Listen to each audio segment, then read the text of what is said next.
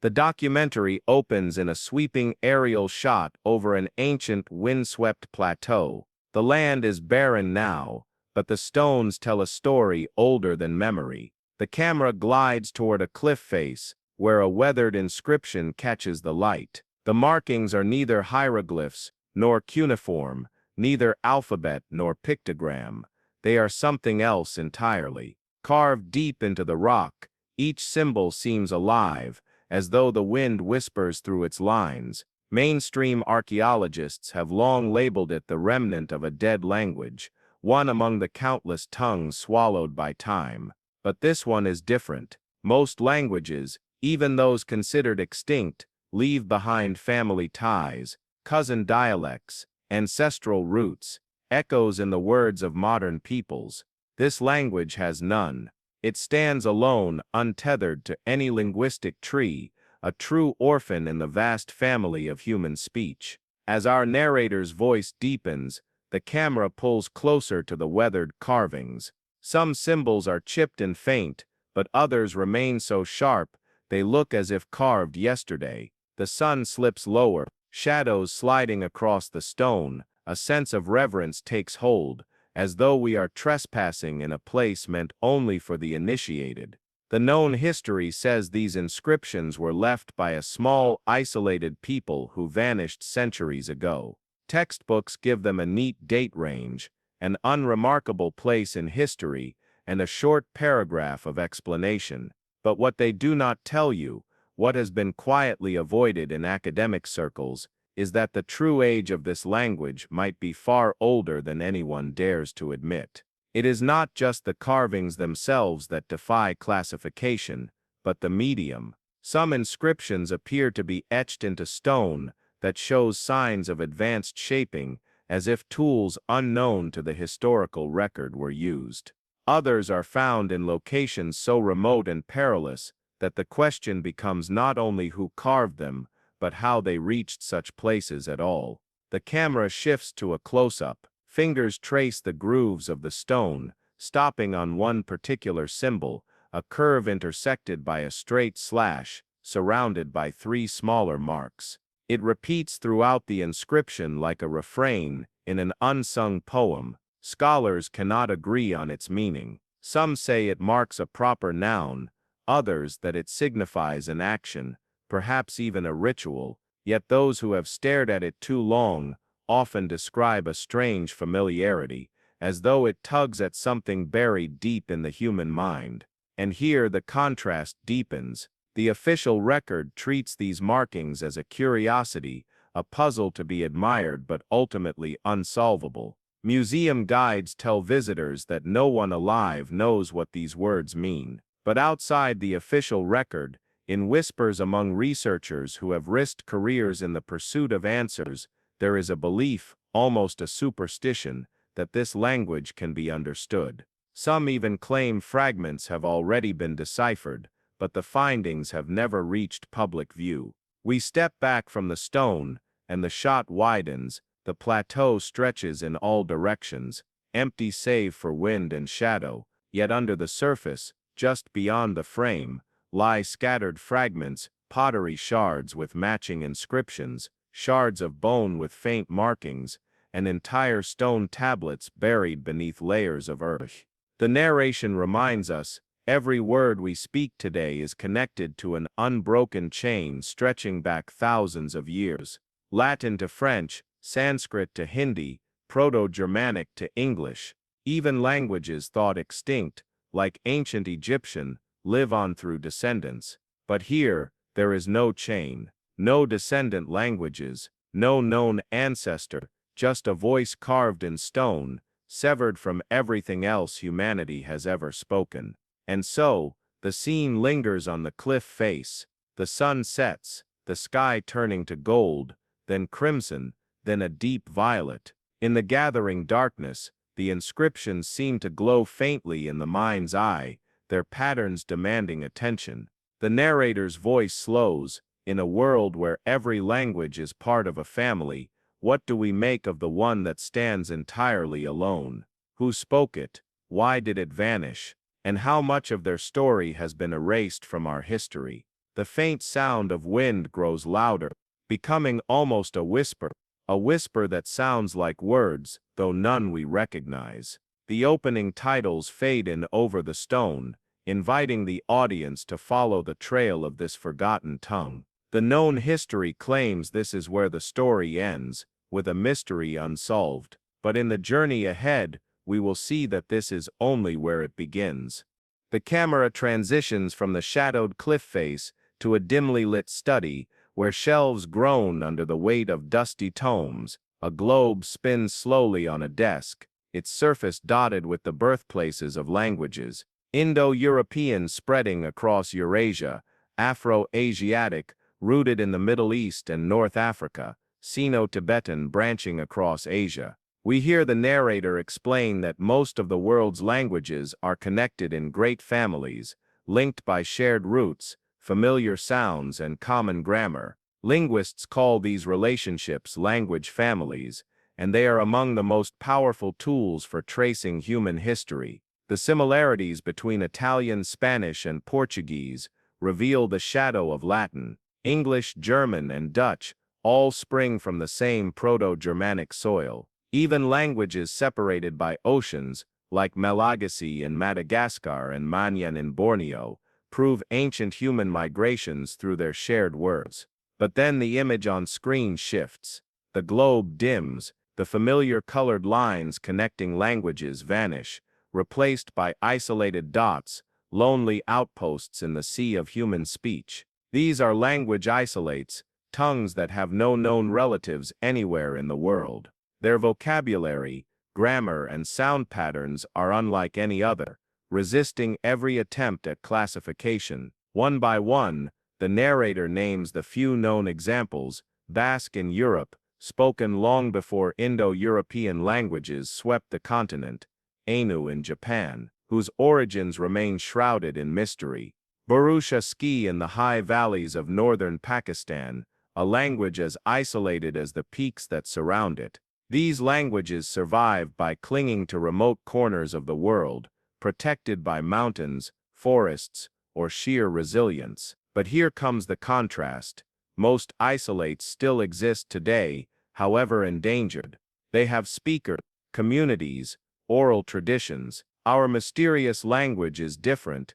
It is not merely isolated, it is extinct, a dead language with no living descendants, no surviving dialects, no link to any other known human tongue. In the immense library of human expression, it occupies a single unexplained shelf. The scene cuts to an interview with a seasoned linguist, his face half hidden by the warm glow of a desk lamp. He points to a series of comparative charts showing how known languages align in sound changes, the P in one becoming the F in another, the T turning to D over centuries. But in the column for our lost language, there are only question marks. It's like trying to match a jigsaw puzzle piece when you don't even know which puzzle it belongs to. He says, every other language gives us at least a corner, an edge, a fragment we recognize. This one nothing, it's as if it came from nowhere. The accepted explanation is that it developed in isolation for so long that any relatives it once had are now lost beyond recognition. But the hidden theory, the one rarely voiced in formal paper, is that perhaps this language did not come from isolation at all, but from a place or a people we have yet to acknowledge in history. The narrator describes how linguists normally attempt to trace a language's lineage, compiling vast word lists, searching for cognates, words that share a common origin, and mapping sound correspondences across time and geography. This is how scholars reconstructed the Proto-Indo-European language, spoken over 5,000 years ago. It is how they unraveled the deep history of Austronesian seafaring peoples. But with our language, this method leads nowhere.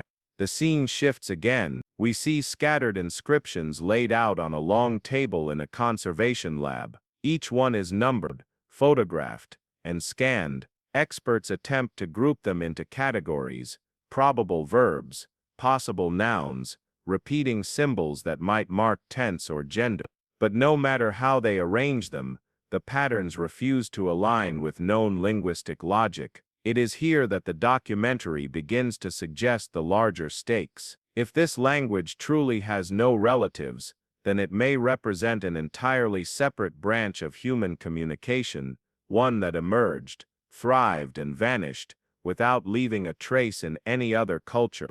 This would mean the map of human history is missing an entire continent of words. Yet the mystery deepens further when we consider geography. Unlike other isolates tucked into remote mountain valleys or dense forests, the artifacts of this language are scattered across surprisingly wide areas, coastal cliffs, riverbanks, and plains. This implies that the people who spoke it were mobile, connected, and possibly influential. So why, if they were so widespread, did their language leave no descendants? The official record offers a tidy answer: assimilation. The people were absorbed into larger, more dominant culture, their language replaced by the speech of conquerors or trading partners. Over generations, the original tongue simply faded from memory. But those who have studied the inscriptions in detail whisper of another possibility, that the language did not fade, but was erased. As the narrator speaks, the camera slowly zooms in on a single fragmented inscription displayed under glass. The curator's gloved hand points to a peculiar pattern, a sequence of symbols that appears across multiple sites unchanged. It is as though the speakers were deliberately repeating certain messages over vast distances. You don't get that kind of repetition unless the meaning mattered deeply, the curator explains, and if it mattered that much, someone else might have had a reason to destroy it. The section closes with the narrator setting the stage for the investigation to come. Known history tells us that languages vanish naturally, victims of time and change, but in the case of this linguistic orphan, the evidence hints at a more deliberate hand. This is not merely the story of a lost language, it may be the story of a silenced one. The screen fades to black, the sound of that same wind from the opening scene returning, but now layered with faint, indistinct syllables, the ghost of a voice we still cannot understand. The year is late in the 19th century. The age of exploration is drawing to a close, but in a remote corner of the world, a land where jagged cliffs meet restless seas, a team of surveyors stumbles upon something unexpected. They were not treasure hunters, nor archaeologists. They were simply charting the land for a new railway route, when one of them noticed unnatural shapes beneath a curtain of ivy. The scene fades in from black. A misty morning, the dew clinging to tangled vines. A man's gloved hand pulls the green tendrils aside, revealing a section of stonework, not random rubble, but a wall precisely cut, each block fitted without mortar. Across its surface, faint but deliberate markings stretch in long lines. The symbols are unlike anything in the region's known history. In the earliest accounts, these surveyors recorded their find in the most practical terms: stone wall, carved with characters unknown, site abandoned, but tucked in the margins of one journal is a sketch, crude but hauntingly accurate, of the strange script. This was the first time the mysterious language had re-entered human awareness in centuries, and it happened almost by accident. The official history says this was the work of a forgotten local tribe, their writing abandoned when they were absorbed into neighboring culture. That would be a neat explanation, except for one problem.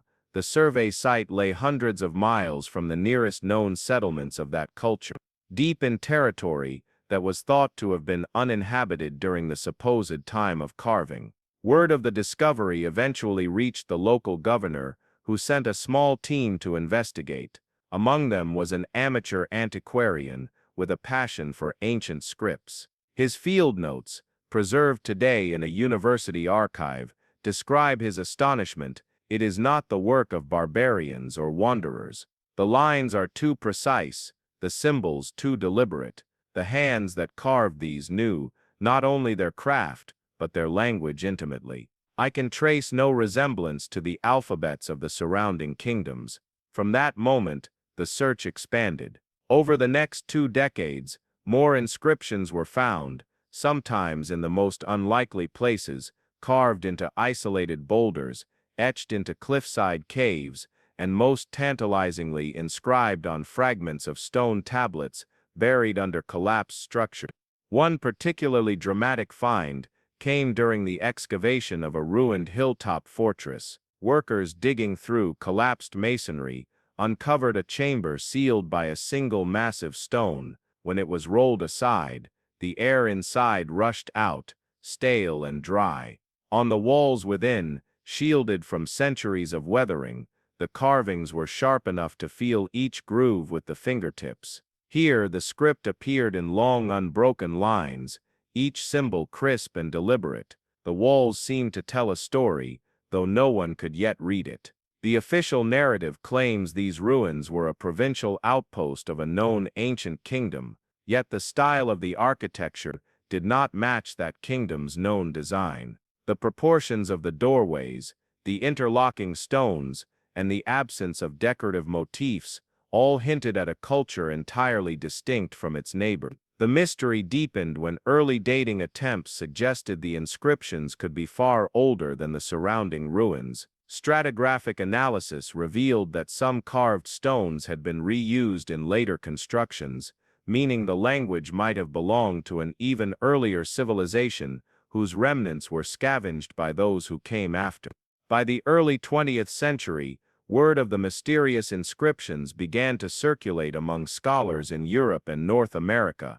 Expeditions were mounted, photographs and rubbings were taken. A handful of the symbols appeared so frequently that some researchers began to speculate they represented common words, perhaps king, water, or sun. But without a bilingual key, like the Rosetta Stone had provided for Egyptian hieroglyphs, progress was slow. Then came an anomaly. In the 1930s, during a drought that lowered the water level of a major river, locals discovered a carved stone slab protruding from the mud. It was unlike any of the other inscriptions found so far. The script was arranged not in neat horizontal lines, but in a spiral, winding inward toward the center. At the heart of the spiral was a single symbol, one never seen before, larger than the rest. Some scholars dismissed it as decorative. Others suggested it might be the focal point of the message, perhaps a name, a god, or even a warning. Official reports at the time stated the slab was too eroded to be useful, but decades later, a photograph surfaced in a private collection, showing the spiral inscription in remarkable clarity. Why this image had never been made public remains unclear. As the documentary shows these photographs, the narrator's voice lowers. Discoveries like these should have brought the mystery into the open. Instead, they vanished into archives, private collections, and museum storerooms. The language remained a footnote in academic papers, interesting but not urgent. Perhaps that was a mistake, because here is where the contrast strikes hardest. Official archaeology saw the inscriptions as isolated curiosities, but a handful of independent researchers began to connect them, plotting their locations on maps. The pattern that emerged was startling. The sites formed a network, not random, but aligned along trade routes, river crossings, and coastal points. This was not the footprint of a scattered, isolated tribe. It looked more like the infrastructure of a people who moved widely and maintained long-distance connections. The section closes on a slow tracking shot across a table covered in photographs, cliffs, cave walls, river stones, fortress chambers, and the spiral slab. All bear the same script, unchanged in form despite being found hundreds of miles apart. The narrator poses the final question before the fade to black. If this language truly belonged to a forgotten people, then why do we find its words carved into the bones of a land they supposedly never ruled? What force scattered their voice so far, and what silenced it so completely? The wind returns once more, and with it the faintest impression of a rhythm, as if somewhere in those carved lines, the language is still trying to speak.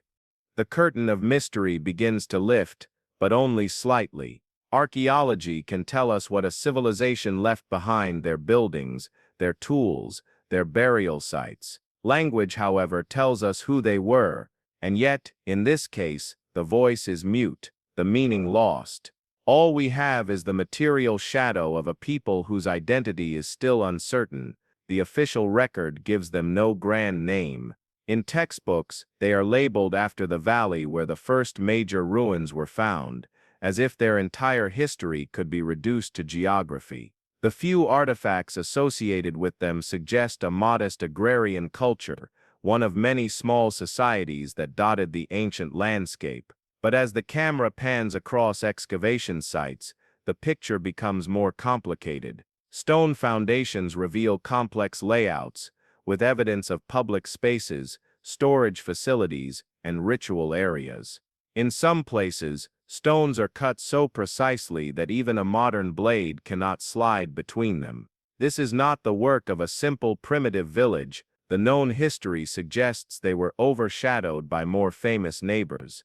Kingdoms with armies, monumental architecture, and recognizable scripts, but scattered clues hint that these forgotten people may have played a far greater role than history allows. Pottery shards bearing their symbols have been found hundreds of miles from their supposed homeland.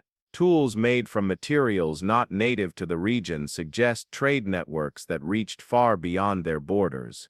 The narrator describes how their surviving structures differ from their neighbors. Where surrounding cultures built tall, decorative temples, these people favored squat, solid buildings, not meant to impress from a distance but to endure. Their storage pits were deep and carefully sealed, indicating advanced methods of preserving food. Their roads, where remnants survive, are subtly crowned for drainage, a feature not seen in nearby civilizations until centuries later. A sequence of close-up shots shows artifacts laid out on a museum table, obsidian blades so sharp they gleam under the light, small carved figurines with exaggerated eyes, clay tablets impressed with the same mysterious symbols found on cliff faces. Each object seems to carry a fragment of a story, but none reveal the full picture. In the official narrative, their disappearance is explained by the rise of neighboring powers. They were conquered, absorbed, and forgotten. But here, the contrast sharpens. Some ruins show signs of sudden abandonment, not gradual assimilation. Half-finished walls, tools left scattered, cooking vessels still containing charred remains of the last meal. In one case, a burial site was found with no signs of ritual preparation, bodies hastily interred, as if in response to an emergency. The documentary cuts to an interview with a field archaeologist who has studied the region for decades. She stands in the wind at the edge of a dig site, pointing toward the mountains in the distance. You can see the paths leading out of the valley. If this was a simple conquest, we would expect to see traces of the conqueror's culture layered directly on top of the old one. But here there's a gap, 100 years, sometimes more, before the next people arrive. That means something happened, something that cleared the land before anyone else took it. Speculation begins to creep in. Some researchers point to climate change, a sudden drought or flood that made the land uninhabitable. Others whisper of disease or a catastrophic war. A few suggest that perhaps the people themselves left willingly, taking their language with them only for it to vanish in exile. The most tantalizing evidence of their reach comes from a handful of foreign sites, where objects bearing their symbols have been found in layers predating the dominant local culture. A bronze ornament in a coastal city, a piece of woven cloth preserved in desert sands, a fragment of a ceramic jar pulled from a shipwreck. Each bears the same unmistakable script. If accurate, this would mean their influence extended across mountains, deserts, and seas, far beyond the limits historians once drew for them. But this narrative poses a problem. How can a people with such wide connections leave no trace of their spoken language in the tongues of others? Even conquerors and traders leave loanwords, borrowed terms for goods, places, or technologies. Here, there is nothing, at least nothing scholars can agree on. One particularly haunting site stands apart, a hilltop sanctuary, where dozens of stone pillars encircle a central altar. Each pillar is carved with the mysterious script, yet the symbols are arranged in different patterns, as if each stone held an individual message. The sanctuary is high, wind-swept, and difficult to reach. Why build it here, so far from the population center? One theory suggests it was a ceremonial meeting place for leaders from across their territory. Perhaps the script was used only in sacred contexts, never for daily speech. If true, this could explain why it vanished so completely. The scene slows as the camera drifts through the sanctuary, the sound of wind mingling with a low ambient hum. The narrator reflects, history remembers the loud, the empires that boasted in monuments and armies, but sometimes, the truest mysteries lie in those who did not shout, but carved their words in stone, trusting the future to find them. The section closes with a set of dissolving images, the cliff inscriptions from section 1, the spiral slab from section 3, and now the sanctuary pillars, all carrying the same voice, silent yet insistent. The known history says we know enough, an obscure people, a vanished language, an ending without drama. But the deeper truth is that we are only beginning to hear their story, and the words themselves may hold the key. Fade to black. A single carved symbol appears on screen, the same one traced in the opening scene. The narrator's voice returns, "To know a people, you must know their words." And yet here the words stand before us waiting, as if daring us to understand.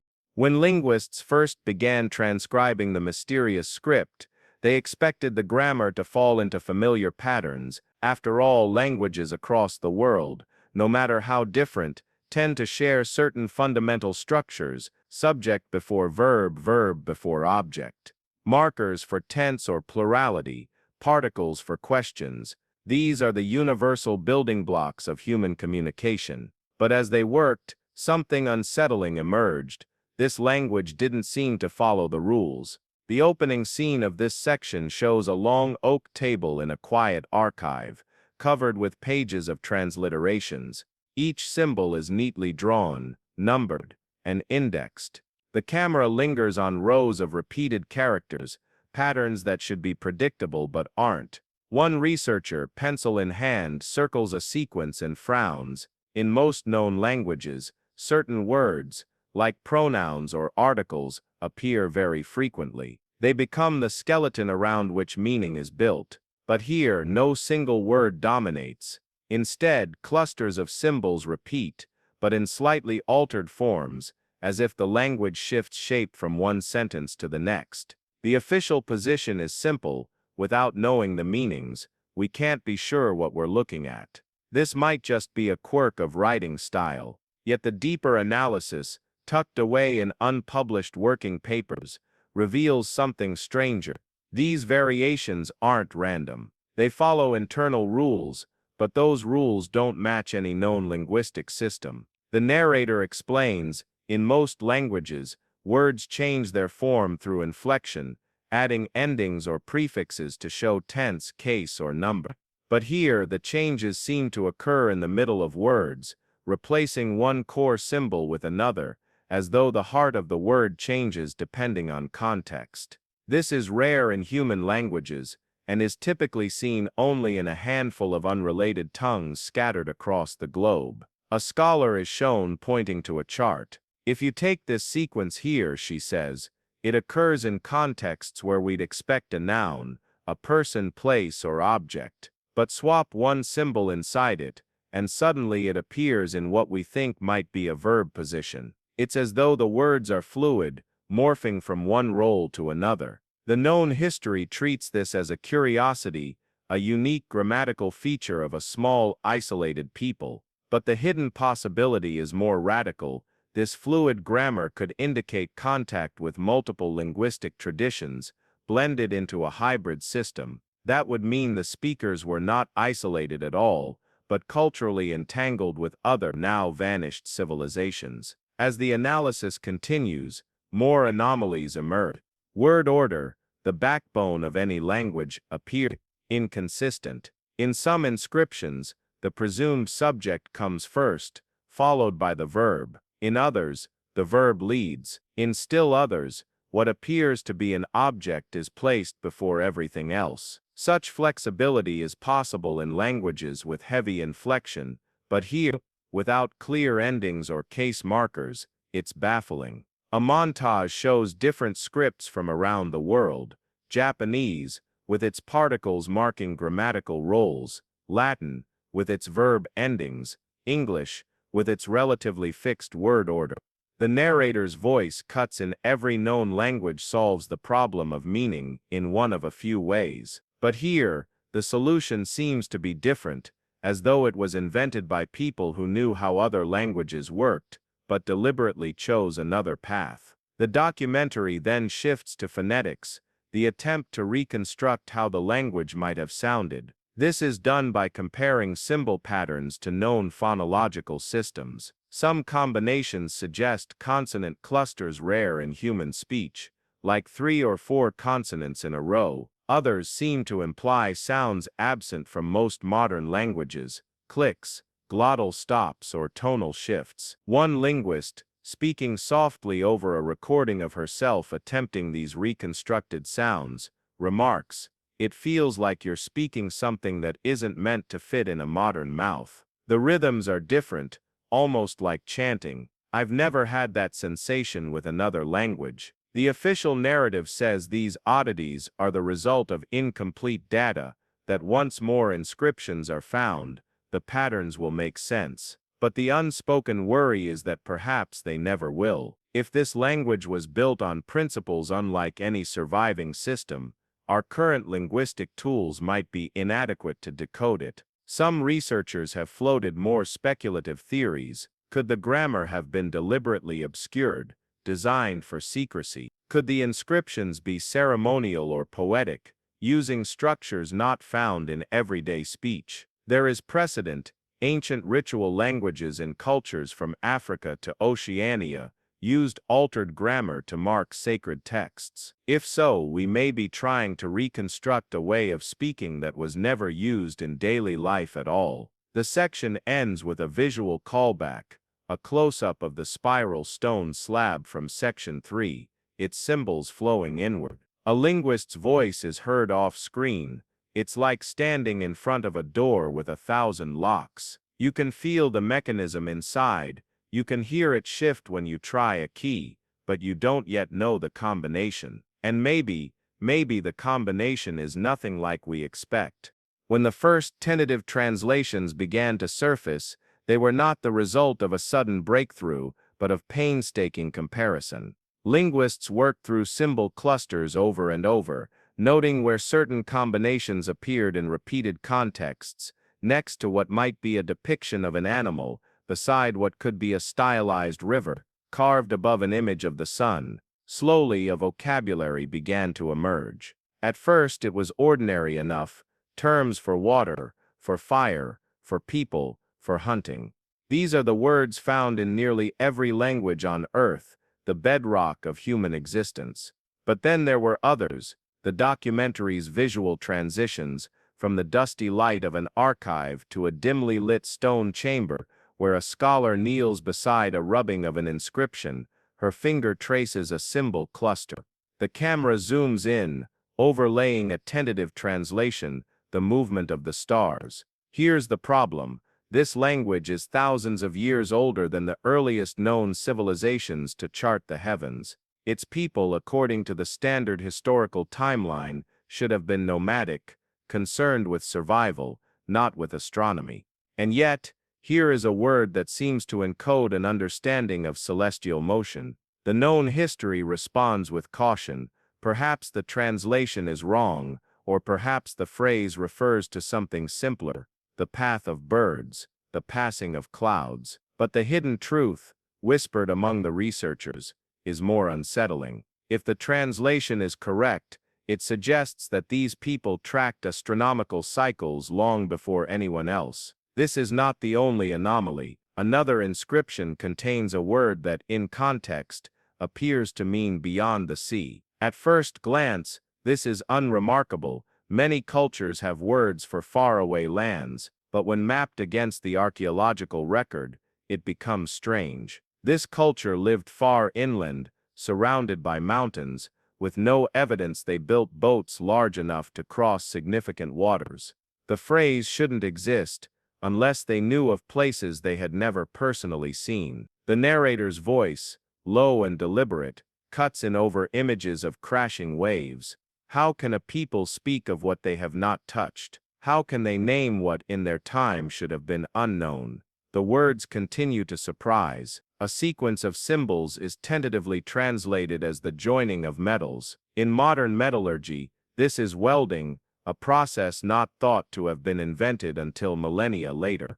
The official explanation is that it could simply refer to placing metals side by side, or to the symbolic union of objects. But the possibility lingers.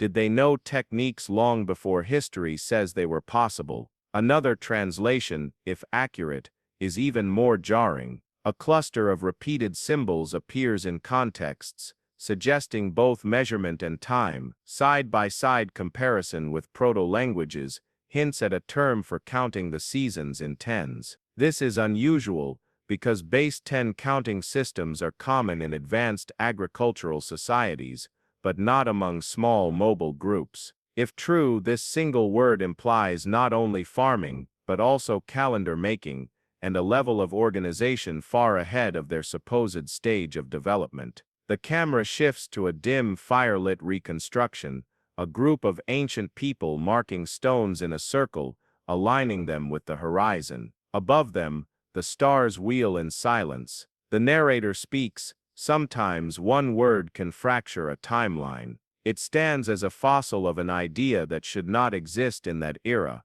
and once you find one, you begin to find others. From here, the documentary moves into the most controversial vocabulary. Some scholars claim to have identified terms that seem to describe concepts from advanced mathematics, ratios, symmetry, even the idea of infinity. In one inscription, a recurring sequence is placed near geometric carvings of spirals and interlocking triangles. If the translation is correct, it could represent a numerical relationship akin to what we now call the golden ratio. The known history would dismiss this as over-interpretation.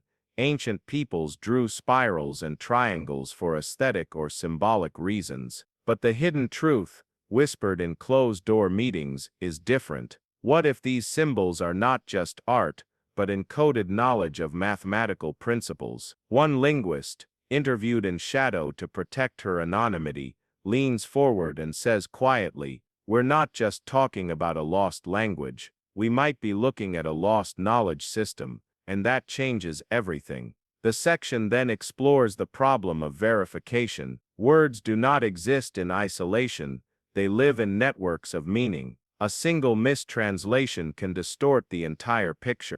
But the repeated appearance of these impossible terms in consistent contexts makes them hard to dismiss. They appear not as one-off curiosities, but as threads woven throughout the language. A short animated sequence visualizes this. Each verified word glows in the text, connected by glowing lines to related terms. Slowly, the glowing network reveals clusters: astronomy, metallurgy, measurement, navigation. The stones do not just carry language, they are the language. Long before anyone understood the sounds these people might have spoken, the shapes they carved spoke in silence. To walk among these inscriptions is to enter a gallery where every surface is alive with intent. The camera glides over weather-worn rock faces, each etched with precise lines, spirals, and geometric patterns. The light catches on grooves so shallow they almost disappear, the mark of hands that knew exactly how much pressure to apply and where. Known history explains such carvings simply: they were art, decoration, perhaps sacred markings, meant to bless a hunting ground or burial site. Many cultures have done the same, using symbols as a kind of visual shorthand for prayers, events, or myths. But the hidden truth emerging from close study is more complex. These are not random scratches or purely decorative designs. They are deliberate, ordered, and in some cases astonishingly uniform across sites, separated by hundreds of miles. An archaeologist in the field runs a fingertip over a series of repeating chevrons. These, she says softly, are carved to the exact same depth and angle at every site we've found them. That's not chance. That's a system. The film cuts to a high-resolution scan, every mark digitized, analyzed, overlaid and layered.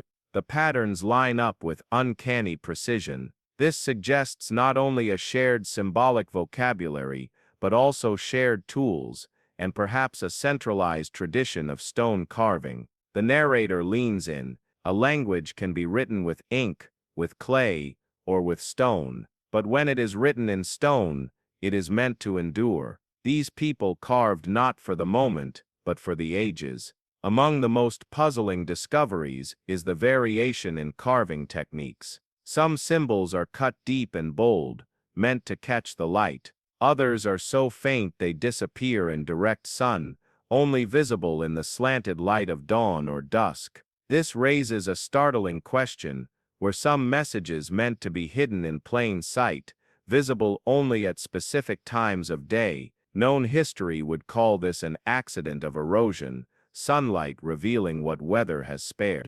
The hidden truth, however, considers the possibility of intentional concealment, messages that could only be read under certain celestial conditions, perhaps to align with rituals or astronomical events. To illustrate this, the documentary shows a time-lapse, dawn light sliding across a carved slab until, for a brief moment, faint lines blaze into clarity, a symbol of a circle intersected by 3 lines. Then the light moves on, and it is gone. The section dives deeper into the complexity of these symbols. Many are abstract, but others verge on pictographic: birds with outstretched wings, a hand with 5 distinct fingers, a fish rendered with scales so delicate they could only be carved with fine, precise tools. And then there are the hybrid forms, shapes that blend geometric precision with organic curves, suggesting a fusion of mathematics and art. One particularly striking example is a rectangular frame filled with interlocking spirals. At first glance, it looks purely decorative, but when the dimensions are measured, they reveal a consistent ratio, the same ratio found in certain ancient monuments across the world. Coincidence? Known history would say yes. Hidden truth leans towards something else. The ratio is too precise to be accidental. We then shift to the question of medium. Most carvings are on soft limestone, easy to shape with simple tools, but a small number are found on granite and basalt, stones so hard they would require far more advanced methods to work with. The presence of flawless lines on such surfaces has led some researchers to quietly speculate about lost techniques for stone cutting. A close-up shot lingers on a basalt fragment, its edge marked by a groove so sharp it could slice paper.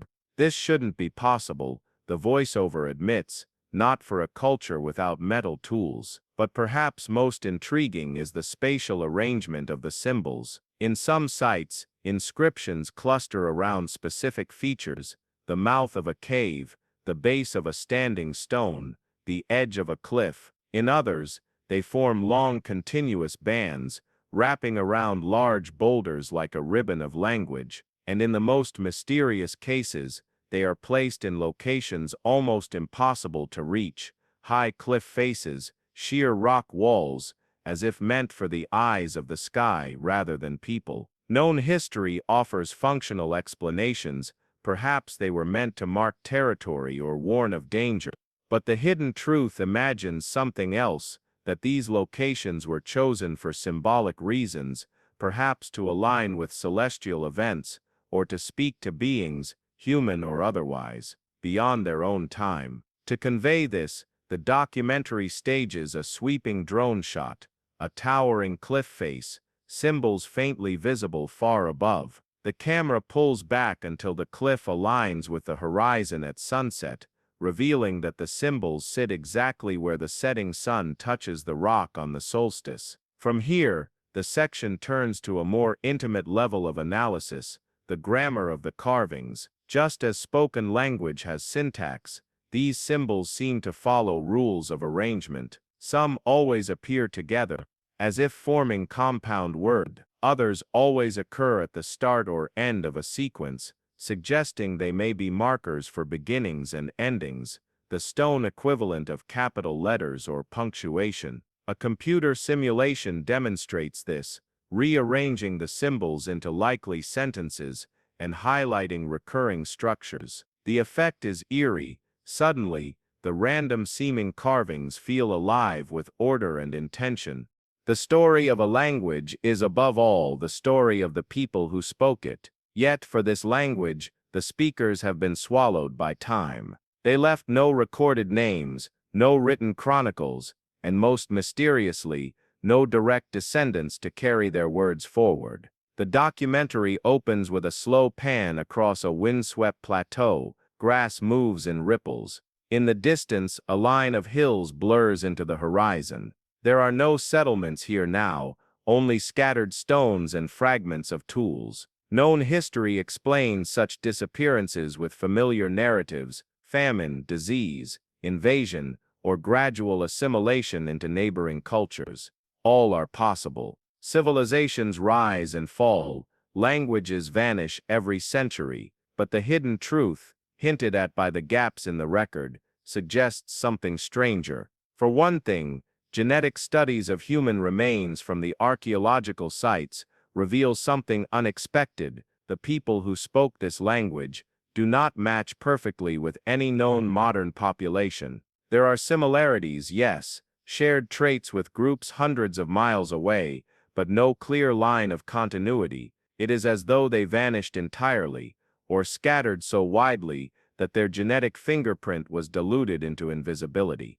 An anthropologist interviewed in the film shakes her head slowly. Languages die all the time, but total disappearance, without even a branch or dialect surviving, is rare. Something unusual must have happened here. The documentary then reconstructs what life might have looked like for these people, using evidence from tools, pottery, and dwellings. We see a society both practical and deeply symbolic. They were skilled hunters and gatherers, but also artisans, investing enormous effort into intricate carvings and decorated objects. They built seasonal camps near water, then moved inland during harsher months. Known history would stop there, a picture of a people living in balance with their environment until some calamity broke the chain. But the hidden truth emerges from small details: the sudden abandonment of certain settlements without signs of struggle, the presence of unfinished carvings, as if work was halted abruptly, a final layer of debris covering some sites, indicating they were sealed off intentionally. One theory explored in the film is climate change, not the modern kind, but a dramatic environmental shift thousands of years ago. Pollen samples from ancient soil layers reveal a rapid change in vegetation. The land that once supported large game animals and abundant plant life became harsher, drier. The known explanation would be simple: they left in search of better conditions, but if that were the case, traces of their language should appear in neighboring regions. Yet it does not. The hidden truth proposes two darker possibilities. The first, that their migration route led them into territories already occupied by powerful rivals, resulting in their absorption or eradication. The second, that they may have been wiped out not by nature but by another human group, deliberately erasing their identity. The documentary shows this through a haunting visual: modern researchers uncovering burial sites where skeletons have been stripped of adornments, the graves lacking the symbolic carvings seen elsewhere. Was this a sign of cultural suppression, the victors ensuring no trace of the old language survived? Another layer of mystery comes from oral traditions in distant tribes. In scattered, unconnected communities, there are whispered stories of the strangers with the carved stones, who came from far away, stayed for a generation, and then vanished. In some versions, the strangers are described as bringing knowledge of the stars. In others, they are accused of angering the gods. Known history treats such myths cautiously. They are unreliable, distorted by centuries of retelling. But the hidden truth listens closely. looking for echoes. Could these be fragmented memories of the vanished speakers, carried across time by those who encountered them in their final days? The section builds toward the most puzzling evidence of all, a genetic anomaly in a remote coastal population, hundreds of miles from the original sites. In this community, a small percentage of people share a rare genetic marker that appears in ancient remains from the vanished speaker's homeland. There is no record of migration connecting the two. This opens the possibility of a desperate final journey, a small group setting out by sea, carrying their language with them, only to be absorbed into a coastal tribe, where their words faded within a generation. The known account would call this speculation. The hidden truth sees it as the last thread, a faint, almost invisible connection between the living and the long gone. Visually,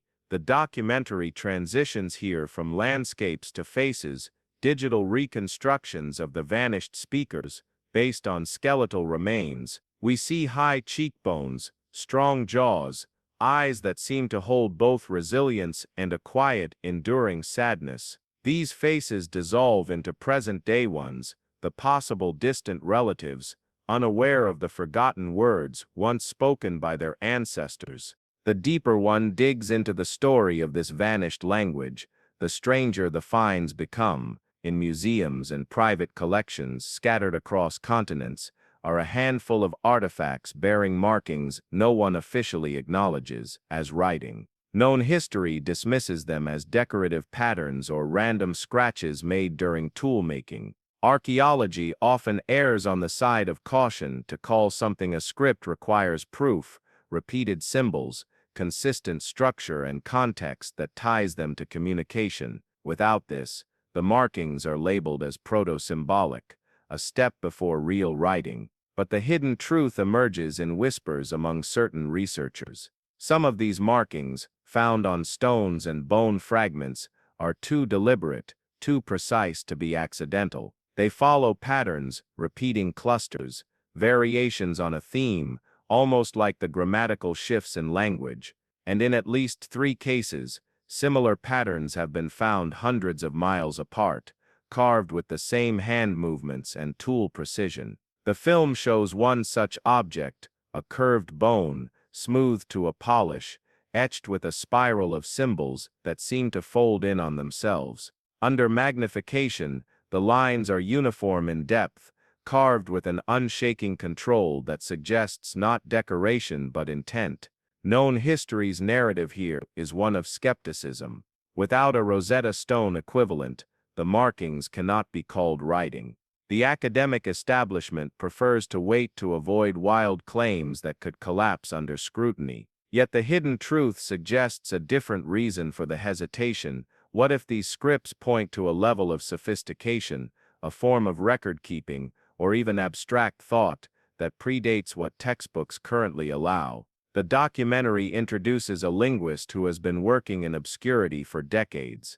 He claims the symbols represent a mnemonic system, a way of encoding stories or instructions for oral recitation. According to him, each mark is a cue for a word or phrase, meaning the vanished speakers may have had a hybrid form of communication, halfway between oral tradition and writing. His work has never been published in a peer-reviewed journal, not because it lacks evidence, but because every submission is quietly rejected without explanation. The film cuts to archival footage of him in his younger years, holding up a carved stone. "If this is what I believe it is," he says, "it means human symbolic thought was far more advanced, and far earlier than we've been taught." Known history has a neat timeline for the emergence of writing, from pictographs to syllabaries to alphabets. The hidden truth pushes that timeline back thousands of years, suggesting the roots of writing may lie in forgotten cultures like this one, whose words and symbols were deliberately buried. The documentary moves into more controversial territory, accounts of artifacts that vanish from dig sites before they can be catalogued. Former excavation workers, speaking anonymously, describe finding carved tablets that were quickly taken away by officials and never seen again. Some claim they were told to stop photographing their finds. Others hint at pressure to classify such artifacts as naturally occurring markings to avoid confusion. One striking visual sequence shows high-resolution scans of two artifacts found decades apart in different regions, now stored in separate private collections. The symbols on both are almost identical, not just in shape, but in spacing and order. The probability of this happening by chance is vanishingly small. Known history insists that without public access to these objects, their significance cannot be verified. But the hidden truth notes the uncanny fact that both were found in areas tied to the vanished speaker's possible migration routes. It is as if these symbols were left as markers, messages for those who came after, now locked away where no one can read them. The film's tone grows darker here. A montage shows classified archives, museum basements, and private vaults, all places where forbidden artifacts may lie untouched by public research. The narrator poses a question that lingers: what happens to history when it doesn't fit the story we've already written? There's also the matter of the sky stone, a flat, slate-colored fragment with symbols arranged in precise radial symmetry, discovered during a mining operation. Radiocarbon dating is impossible because of the stone's mineral composition, but geological analysis suggests it came from a quarry hundreds of miles away. Local legends speak of a stone of messages carried by the ancestors, a gift from the stars. The styes, or styes, or styes, why buys. Known history scoffs at such myths, preferring grounded explanations, but the hidden truth treats them as cultural echoes, distorted over centuries, that might point to real events, perhaps a ceremonial artifact passed through generations until its meaning was lost. The section crescendos with the story of one final controversial discovery. In the 1980s, a fragment of what appears to be a clay tablet was found in a riverbed after a flood. The symbols etched into it bear no resemblance to any known ancient writing system, yet they appear in the same clusters as those on the sky stone and the bone spiral. For a brief time, photographs of it circulated in academic circles. Then, inexplicably, the artifact disappeared. The last confirmed sighting was in the hands of a collector who refused all interviews. The language may have lost its grammar, syntax, and speakers, but it may not have lost every trace of its sound. Somewhere between silence and survival lie echoes, faint enough to escape notice, yet stubborn enough to persist through centuries of cultural erosion. Known history treats languages like living organisms. They are born, they evolve, they die. Once a language loses all speakers, it is declared extinct, its words, idioms, and meanings consigned to the archives.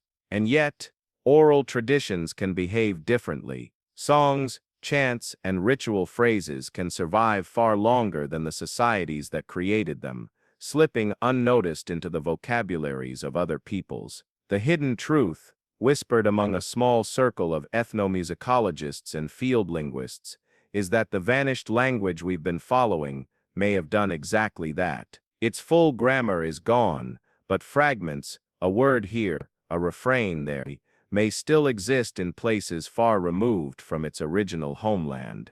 The film begins this section with an arresting soundscape, the haunting drone of a reed flute, overlaid with the rhythmic pounding of a skin drum. Then faintly, a voice begins to chant in syllables that seem at once alien and strangely familiar. The same three-syllable refrain repeating over and over, its vowel sounds eerily similar to those transcribed from the carved bone spiral shown in Section 9. The narration explains this recording was made in a coastal village, thousands of miles from where the vanished speakers lived.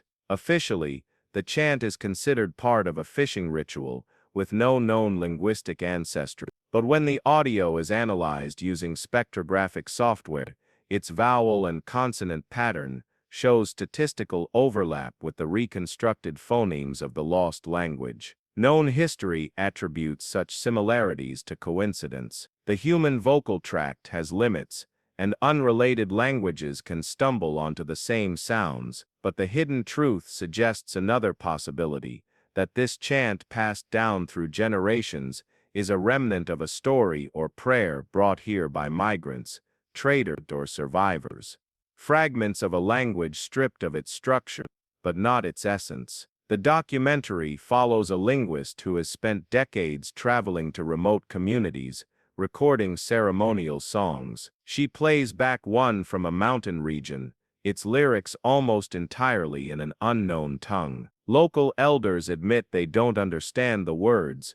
They are old speech used only for blessings and funeral rites. When compared to the handful of suspected inscriptions in the forbidden scripts, several consonant clusters match almost exactly. It's not proof, not in the strict academic sense, but it's enough to make one wonder.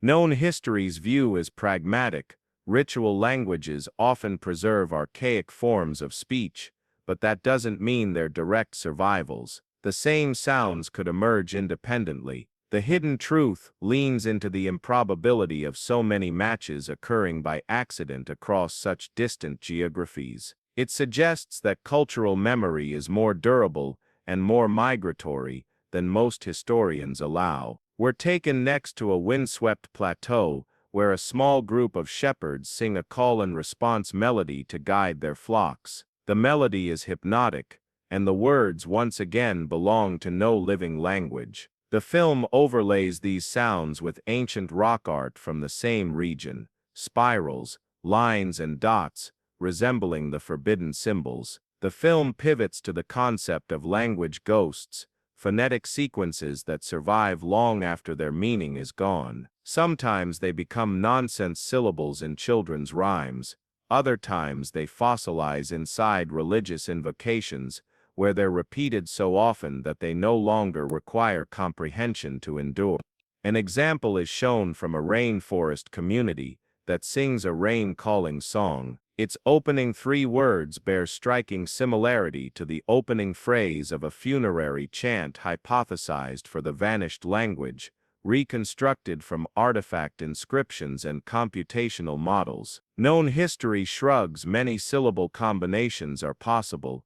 A match is not meaningful without more context, but the hidden truth points out that when combined with matching rhythmic patterns and tonal emphasis, the odds of this being random become increasingly slim. The section deepens as the documentary explores an unsettling question: if these fragments still exist, how far could they be scattered?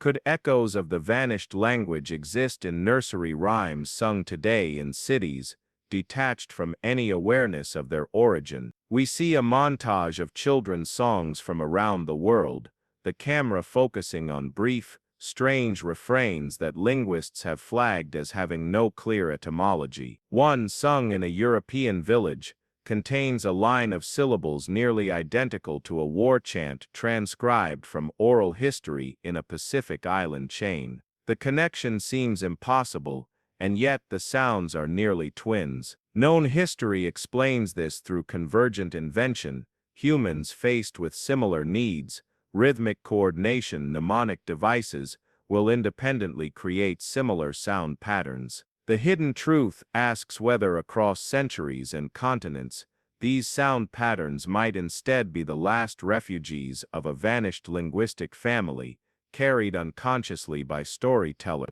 sailors, or enslaved peoples forced into exile. A final poignant story closes the section. In the early 2000s, an elderly woman in a remote desert settlement was recorded speaking to herself in what her grandchildren described as the old words. When asked, she said she learned them from her grandmother, who insisted they be repeated so the earth would remember. Her speech, though halting, contained several words that matched suspected roots of the vanished language. No one in her village could explain their meaning. The recording now sits in a digital archive, listened to only by a handful of specialists.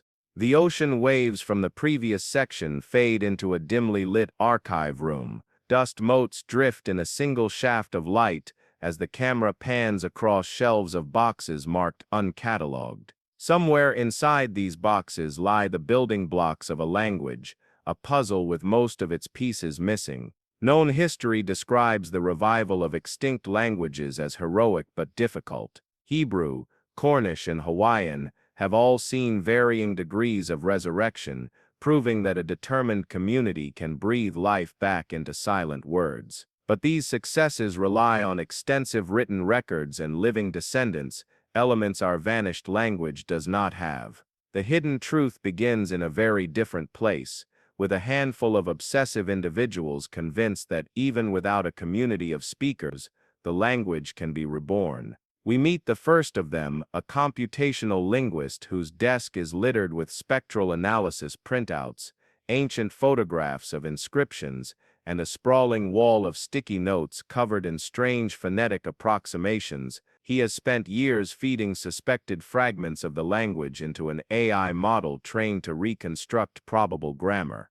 The result on his screen is a jagged tapestry of invented sentences, some hauntingly poetic, others little more than alien gibberish. Known history views such reconstructions with skepticism. A model can guess at rules, but without direct evidence, it risks producing a fantasy language, a mirage mistaken for truth.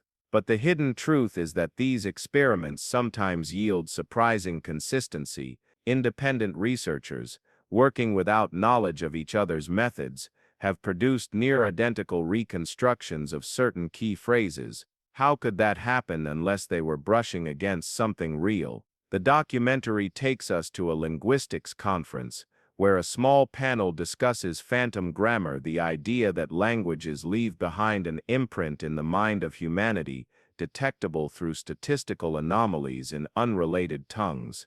The discussion grows heated when one speaker claims the vanished language has already been partially reconstructed, and that several of its words are now in modern dictionaries, smuggled in as loanwords from unknown sources.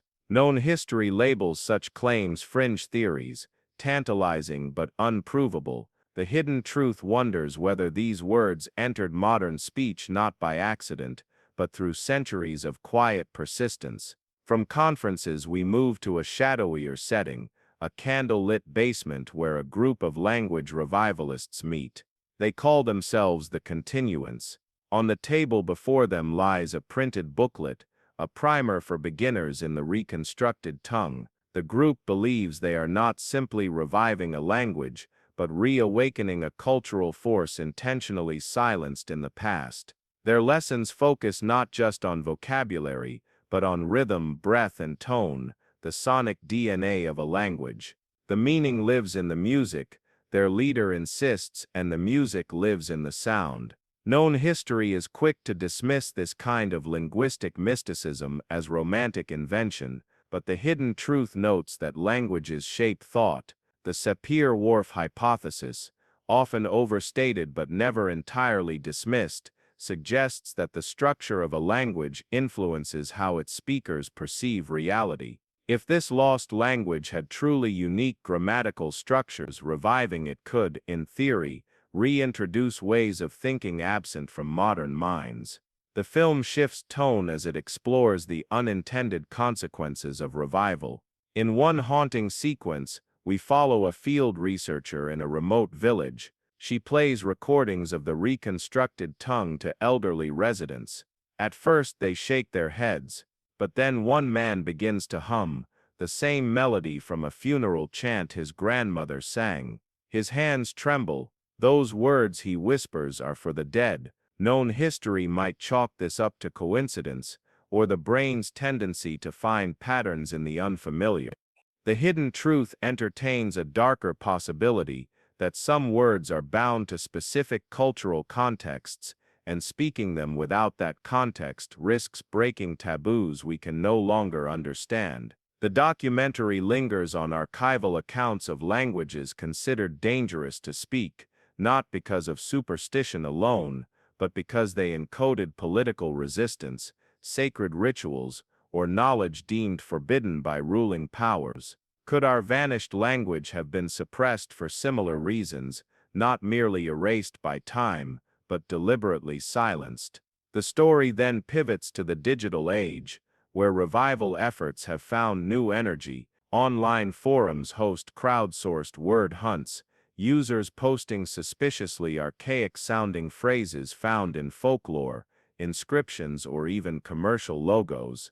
Linguistic hobbyists trade theories, cross-reference roots, and argue over proper pronunciation. Known history warns that this openness invites contamination, false leads, hoaxes, and wishful thinking. The hidden truth values the chaos, seeing in it the same process that may have allowed fragments of the language to survive in the first place, unplanned, scattered, and driven by passion rather than authority. But the more these fragments are assembled, the more a disturbing trend emerges. Certain reconstructed sentences match phrases found in forbidden scripts, etched into artifacts linked to ominous legends. One, translated phonetically, means something akin to "those who speak shall be bound." The narrator's voice lowers. Was it a warning, a curse, or simply a phrase from an ancient law, now stripped of its context? Without a living speaker to explain,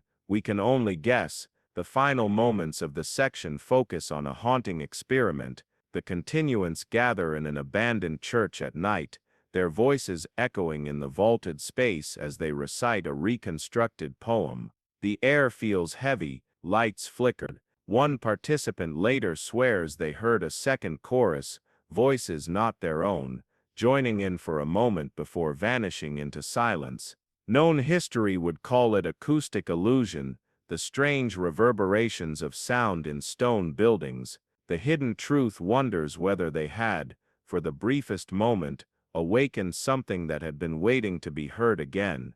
The section ends with a visual echo of section 10, a single word from the poem whispered into the camera, then fading into the sound of turning pages.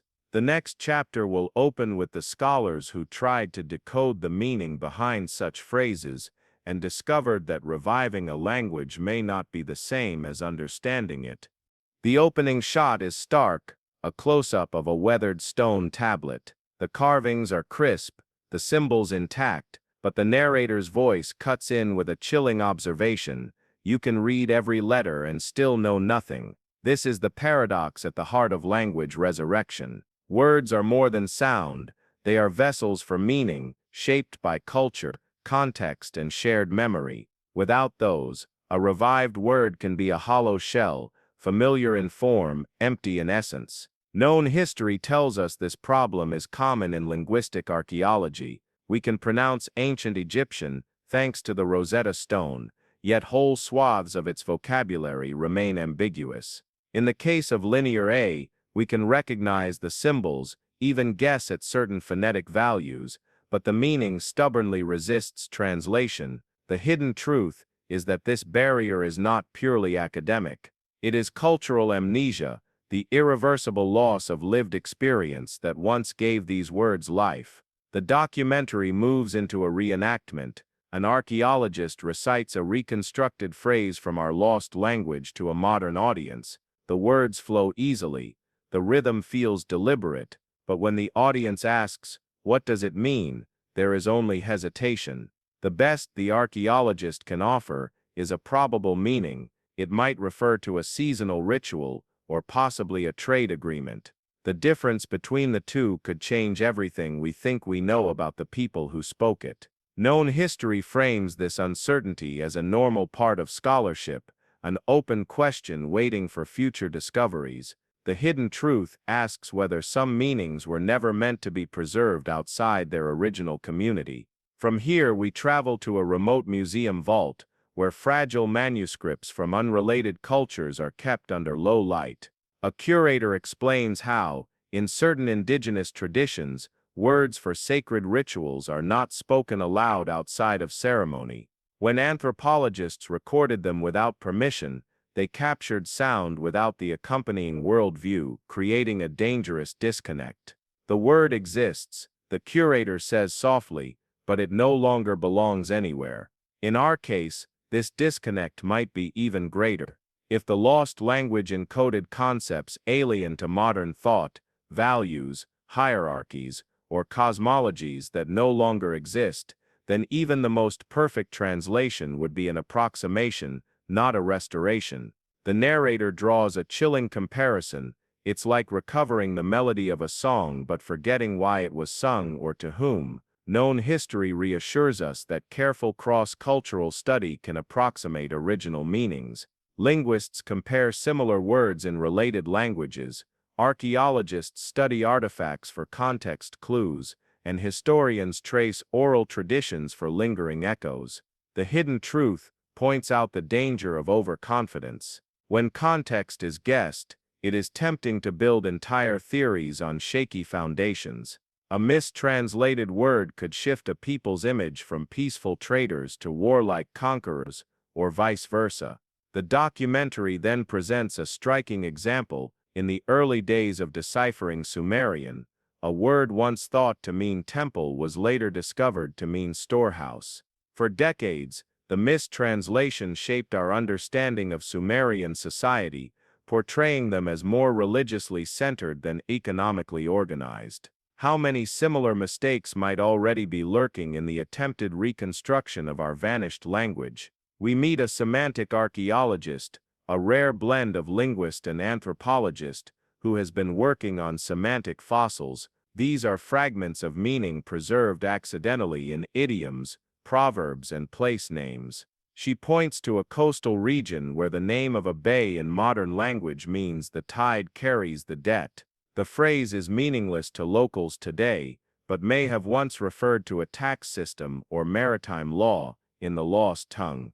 Known history considers such clues tantalizing but incomplete. The hidden truth wonders if these semantic fossils are the only surviving evidence of an entire worldview, one in which tides and debts were not metaphorical, but literally intertwined through religious or economic practice. The film shifts to a darker tone. We hear about the false friends problem, words that sound identical to ones in modern languages, but mean something entirely different. A reconstructed phrase might seem to say, "The king sleeps," but in its true cultural context, it could mean the throne lies empty, signaling political upheaval. Such mistranslations could easily lead revivalists into dangerous misinterpretations. To make the danger visceral, the documentary stages an experiment. A group of amateur revivalists is given a set of reconstructed phrases without context and asked to translate them. Their interpretations vary wildly, from romantic poetry to legal decrees to coded military orders. The footage makes clear that without shared cultural anchor, even well-meaning revival attempts can drift into fantasy. Known history argues that over time, consensus can emerge. The more fragments we collect, the sharper the picture becomes. The hidden truth counters that consensus is not the same as accuracy. It is simply the most popular guess. From here, the narrative pivots toward an unsettling possibility. Perhaps the meaning problem is why the language vanished. If its structure encoded layers of meaning too complex or context-bound for outsiders, then losing the culture inevitably meant losing the ability to use the language at all. We return to the group known as the Continuants from Section 11. In their basement meeting, they practice phrases in the reconstructed tongue, but when asked what they mean, there is disagreement. One insists a word refers to dawn, another to first harvest, another to the start of a new reign. All three could be true, or none. The camera lingers on their faces as the realization dawns. They might be keeping the sound of the language alive, but without meaning. It is a ghost, present but powerless. The section closes with a haunting image. A child in the group repeats a phrase she has heard from her parents. She has no idea what it means, but she says it with conviction. The sound echoes into silence. When a language dies, its words may vanish, but its sounds can echo for generations. This is sound memory, the phenomenon where the sonic patterns of a vanished language linger in the music, chants, or speech rhythms of the cultures that came after. Known history treats this as a curiosity, an interesting overlap between linguistics and ethnomusicology.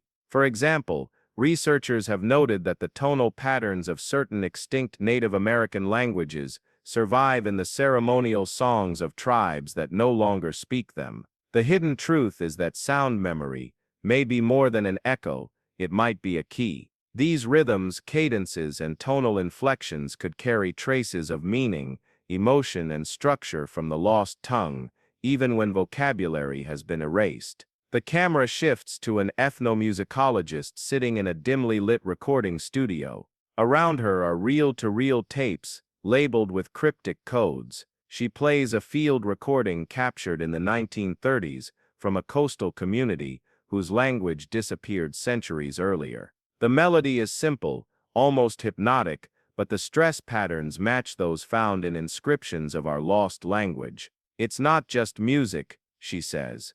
It's the ghost of grammar. Known history would tell us that music and language share neural pathways, and that a culture's soundscape influences both. The hidden truth suggests that if we can reconstruct the rhythm of speech, even without the words, we might partially restore the feel of the language, the emotional frame in which it was spoken. To make this point vivid, the documentary stages an experiment.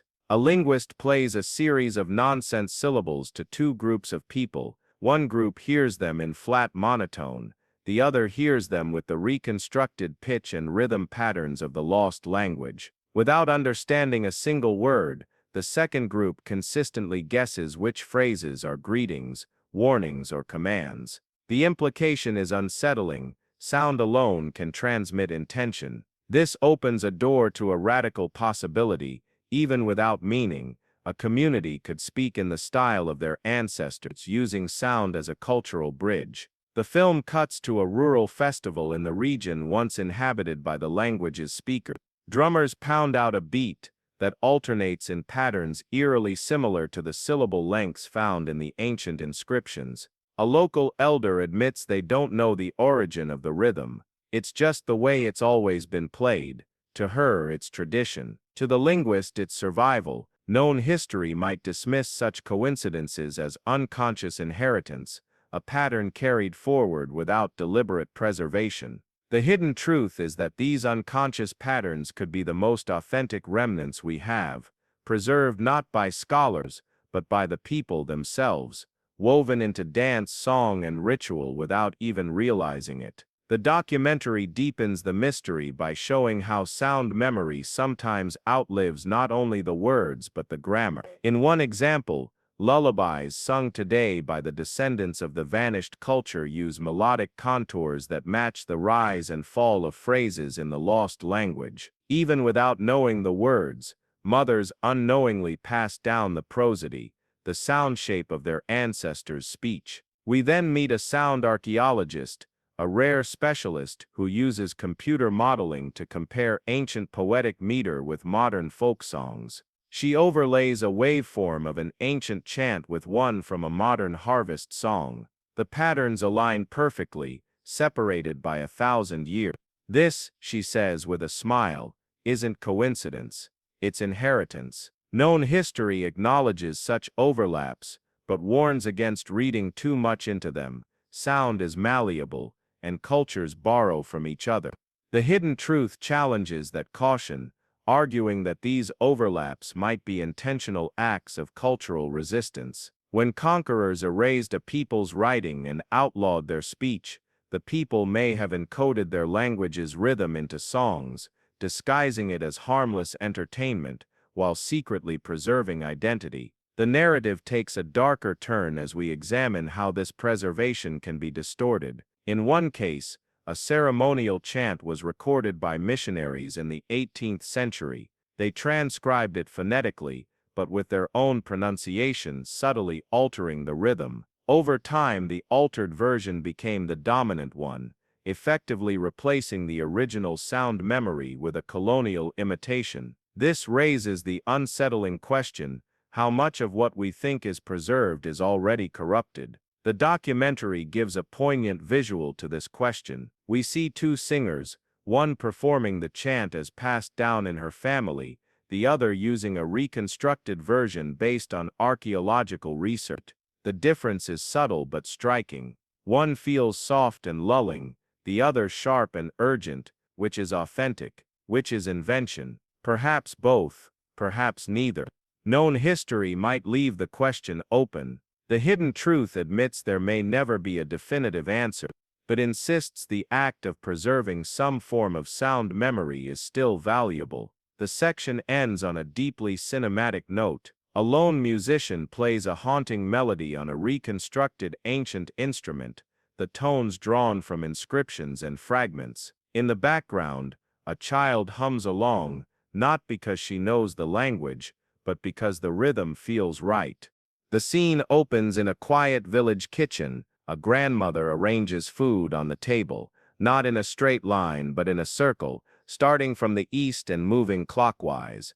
To her, it's habit. To the linguist observing, it's a clue. Some languages don't just convey words. They encode ways of thinking.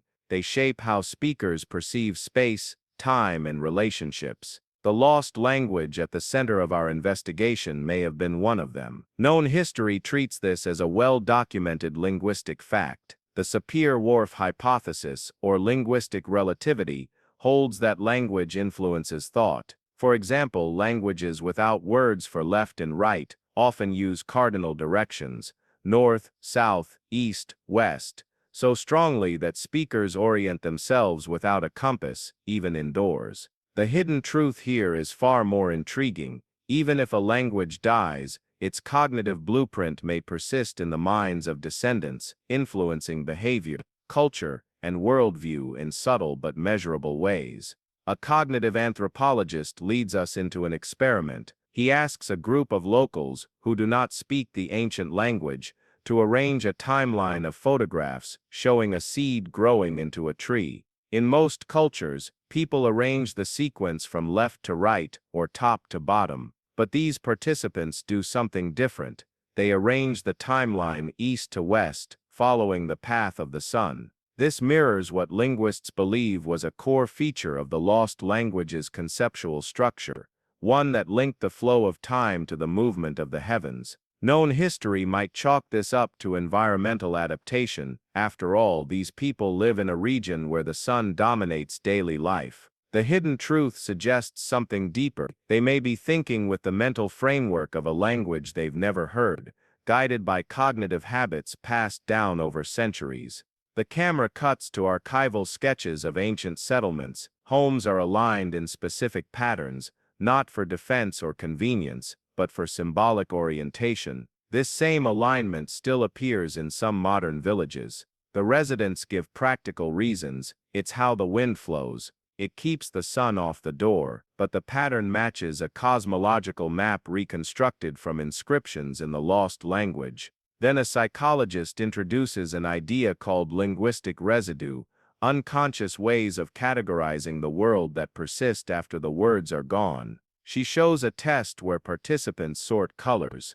In most languages, blue and green are separate categories, but here people place certain shades of blue and green together, as though they're the same, just as the lost language did, according to old records. Known history would point out that cultural practices often survive without their original meaning. A color grouping might be just tradition. The hidden truth argues that these groupings are not arbitrary, but are living fossils of thought, the neural imprints of an extinct language shaping modern cognition. The documentary deepens this with a story from a fishing community. When describing distances at sea, they don't use miles or hours, they use paddles, a measure of time and effort combined.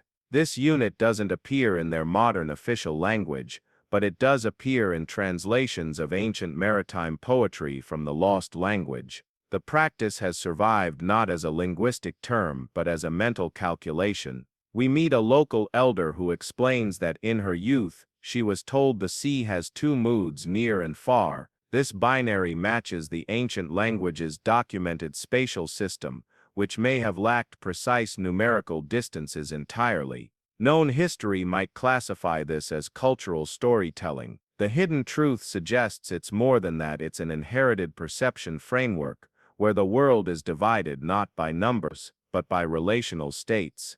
The camera lingers on a chalkboard in a classroom where a teacher draws a river. She labels the banks as upstream and downstream instead of left and right. This echoes the river-centric orientation system reconstructed by archaeologists from the lost languages inscriptions, where everything was positioned relative to water flow. Even in daily speech, the children use these terms when giving directions, a habit with no clear necessity in their modern lives. Known history might call this a charming cultural quirk. The hidden truth says it's a cognitive echo, proof that the river still runs through their minds in the same way it did for their ancestors. A neuroscientist adds weight to the theory. She uses brain scans to show that certain problem-solving patterns light up in specific regions, patterns that match those found in speakers of languages with similar spatial temporal structures. This suggests that the mental pathways built by a language can survive long after the language itself is gone, embedded in brain circuitry, and reinforced through cultural practice. Then the documentary introduces a fascinating paradox. If thought patterns can survive without words, can they evolve independently? Could the mental framework of the lost language be changing even now, morphing into something its original speakers wouldn't recognize? We see an example in agricultural planning. Ancient records suggest that farmers once organized planting by moon phases, dividing the year into named cycles. Today, farmers in the same region still plan by the moon, but the cycle names are gone, replaced by Christian saints' days. The thinking pattern is intact, but the symbols have shifted. Known history might see this as natural cultural adaptation. The hidden truth warns that each adaptation risks erasing another layer of the original mental world, until only fragments remain. The section ends with a striking visual. An elderly storyteller recounts a myth about the world, beginning at the mouth of a great river. As she speaks, we see animation showing how every described location aligns with east-west flow, sun movement, and river orientation. The words are modern, the grammar is modern, but the map inside her mind belongs to the lost language. The camera pans over a wind-swept plateau at dawn. Scattered across the rocks are strange markings, spirals, intersecting lines, shapes that seem halfway between abstract art and a forgotten alphabet. No one alive can read them, yet archaeologists suspect they were once part of the lost language's script, or something older still. Known history tells us that when a spoken language dies, its writing, if it existed, often outlives it, etched into stone, baked into clay, carved into wood. But without living speakers, these marks become silent, their meanings locked away. The hidden truth proposes something bolder. Even without translation, symbols can transmit fragments of thought. They may preserve concepts, cosmologies, and even instructions if we learn how to see beyond words. The documentary takes us to a dimly lit laboratory, where a researcher places a fragment of carved stone under magnification. At first glance, the markings are decorative, but under spectral imaging, faint repetitions appear. A recurring sunburst pattern, flanked by two crescent shapes. Across dozens of sites, this trio always appears in the same orientation. Known history would call it an artistic motif, perhaps religious. The hidden truth suggests it could be a visual sentence, the sun between two phases of the moon, a cyclical marker that may have been used to calculate seasonal events. We then follow a team into a cave system, where symbols are etched beside handprints. The handprints vary in size, implying men, women, and children left them. The symbols beside them, however, remain consistent, as though they marked not identity, but a role or status. In one chamber, the same symbol repeats next to each handprint, 3 parallel lines inside a circle. Archaeologists hypothesize this could represent a clan or group. Known history might settle on early heraldry or primitive decoration. The hidden truth posits that this was a functioning naming system that predated the alphabet, where identity was encoded in shape and pattern, rather than sound. We see an experiment. A cultural anthropologist shows modern villagers some of these ancient symbols, without being told what they mean. Some participants instinctively grouped them in the same way ancient inscriptions did. Their reasoning: these belong together. That one feels like water. That one feels like a journey. The researcher notes that this intuitive sorting may be the result of symbolic associations passed down culturally, even when the original definitions were lost. The documentary cuts to a riverbank excavation, where pottery shards reveal symbols painted inside bowls. They're not random. The arrangement seems to match the alignment of stars at certain times of the year. If this is correct, then the lost language's script didn't just record speech.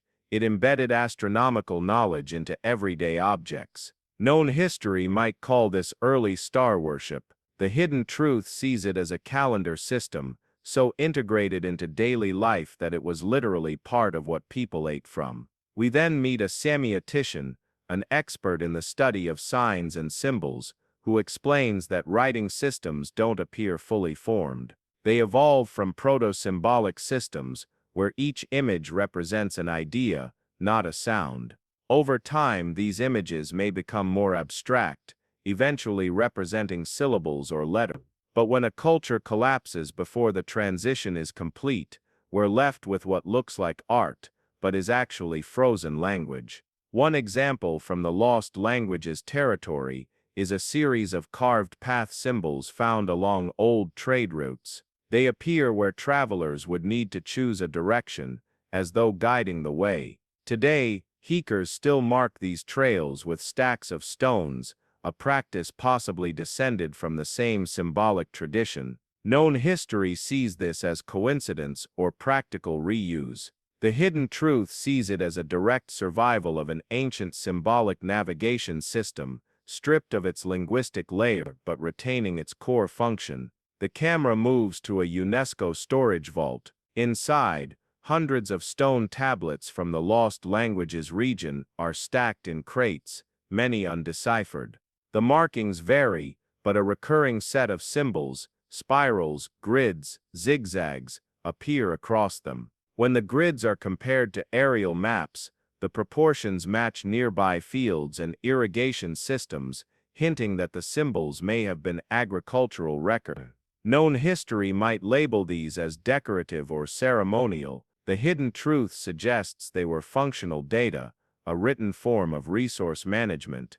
The section then dives into the controversial work of a fringe scholar. She believes the symbols are not a failed attempt at writing, but a different category entirely.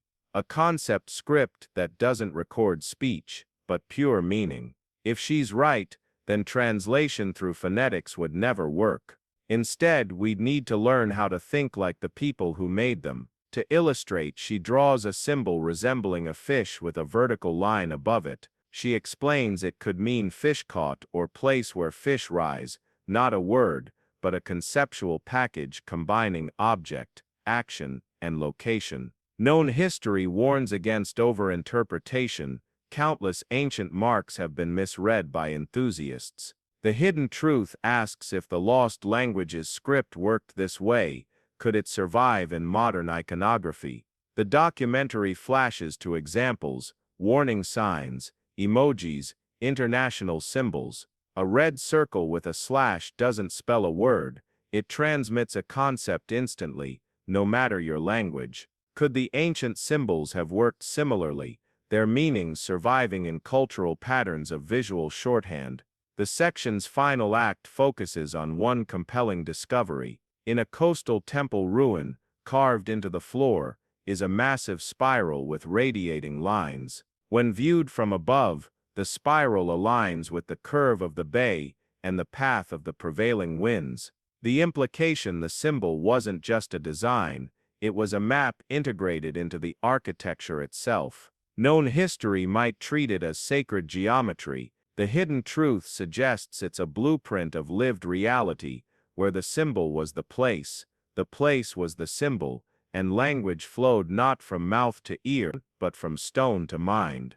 The scene opens in a bustling street market in a small coastal town. Vendors call out prices, children laugh, fishermen haggle over the day's catch. Amid the noise, a linguist stands with a small recorder, asking locals to repeat certain words. To the untrained ear, the language is just a modern dialect, but hidden within are faint echoes of something far older. Known history tells us that when a language dies, it usually vanishes completely, leaving no trace in speech. The hidden truth is more complex. Fragments, ghost words, can survive for centuries, embedded in the vocabulary of other tongues, passed down unconsciously like linguistic fossils. The linguist plays back a recording of an old fisherman describing the tides. He uses a word for moon that doesn't exist in the official dictionary of his language. When compared with ancient inscriptions from the lost language's territory,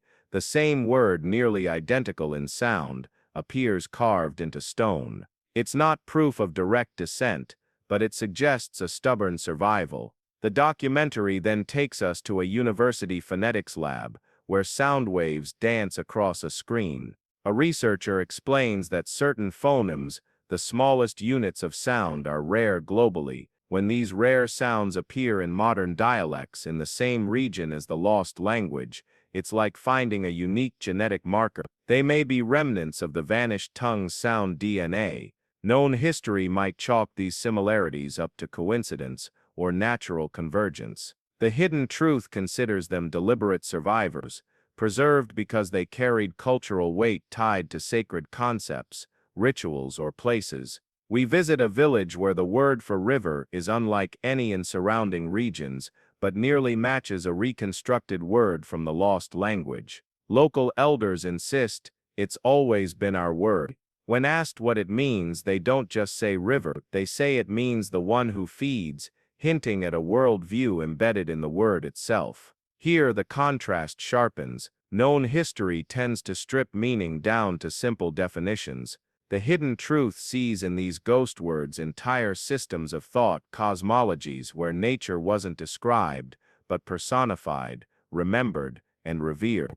The section then introduces substrate influence, the phenomenon where an extinct language leaves behind structural fingerprints in the grammar of the language that replaces it. In certain modern languages of the lost languages region, unusual word orders, verb endings, or cases exist that don't match their linguistic family tree. Some scholars suspect these are skeletal remains of the older tongue's grammar, now clothed in new vocabulary. To demonstrate, a linguist overlays two sentences, one from a modern local language, one reconstructed from the lost language. While the words differ, the pattern of emphasis, the rhythm of stress, even the placement of certain particles match almost exactly. Known history might call this coincidence, or a quirk of human speech. The hidden truth suggests it's a whisper across millennia, a grammatical ghost still haunting modern mouths. The film then shifts to an old seafarer's song recorded decades ago. Its chorus contains a refrain in words no one can translate. The melody is distinctly local, but the words resist explanation. When played for a historical linguist, she freezes. One of the words matches a term from the lost language's trade inscriptions, meaning safe harbor. She explains that songs are some of the best vessels for preserving ancient words. Rhythm and melody act like locks, protecting the sounds from change. We then see how ghost words often survive in names of mountains, rivers, towns, and even family surnames. Some carry meanings that modern speakers don't know, their origins eroded by time. A coastal cape's name, for instance, means edge of the world in the lost language, a meaning completely absent from the modern tongue. The people living there now simply think it's just a name. Known history accepts place names as inert labels. The hidden truth sees them as buried messages, place markers left by a vanished culture, still calling themselves out if you know the code. The section grows more mysterious with the introduction of linguistic fossils hidden in everyday expressions. In one rural area, an idiom used for good luck makes no sense in the local language, but when translated into the lost language, it forms a coherent sentence. The hunter finds his arrow. This suggests not only that words survive, but entire phrases, preserved because they were tied to cultural rituals. Known history would call this an amusing curiosity. The hidden truth calls it living archaeology. We then meet a woman in her 90s who remembers her grandmother using certain old words in lullabies, words her own parents didn't use. When the linguist shows her ancient inscriptions, she gasps some of the symbols match the sounds she remembers. It's an emotional moment, tears well in her eyes as she repeats a word she hasn't said in 80 years. To close the section, the documentary presents an experiment. Volunteers are given a list of rare local words from various regions. Without knowing their origins, they're asked to group them by sound. Surprisingly, they cluster the ghost words from the lost languages region together, as if their shared phonetic accent still resonates subconsciously. The camera opens on a remote mountain village. Snow drifts down as an elderly man sharpens a blade, not with a modern whetstone, but with a smooth river rock, in a precise, almost ritualistic motion. No one in the village can explain why they do it this way. It's just how it's done. Known history might see this as an old-fashioned quirk of craftsmanship. The hidden truth suspects something older at play, muscle memory passed through generations, rooted in a culture whose words are gone, but whose gestures remain intact. We shift to a linguist anthropologist observing a group of women weaving cloth. Their pattern, over-under twist, is unlike that of any surrounding community. The shapes they create resemble symbols found carved on ancient stone tablets linked to the lost language. The weavers don't know the symbols' meaning, yet their fingers repeat them with absolute fidelity, as if performing a silent script written centuries ago. Known history might file this under coincidental design. The hidden truth sees the loom as a page, and the weaving as an unwritten continuation of a forgotten text. We then visit a coastal fishing village. A young man launches his boat, navigating not by GPS, but by aligning distant peaks with specific rock formations. His route mirrors one found in a 2,000-year-old maritime chart, inscribed in the lost language. The man has never seen the chart. His technique, he explains, was taught to him by my father and his father before him. Here the contrast deepens. Known history interprets navigation methods as pragmatic skills that evolve naturally in coastal societies. The hidden truth considers them as preserved rituals, remnants of a cognitive map created by a vanished people, one that still guides modern hands without modern awareness. The scene shifts to a market square, where elders gather in a circle to settle disputes.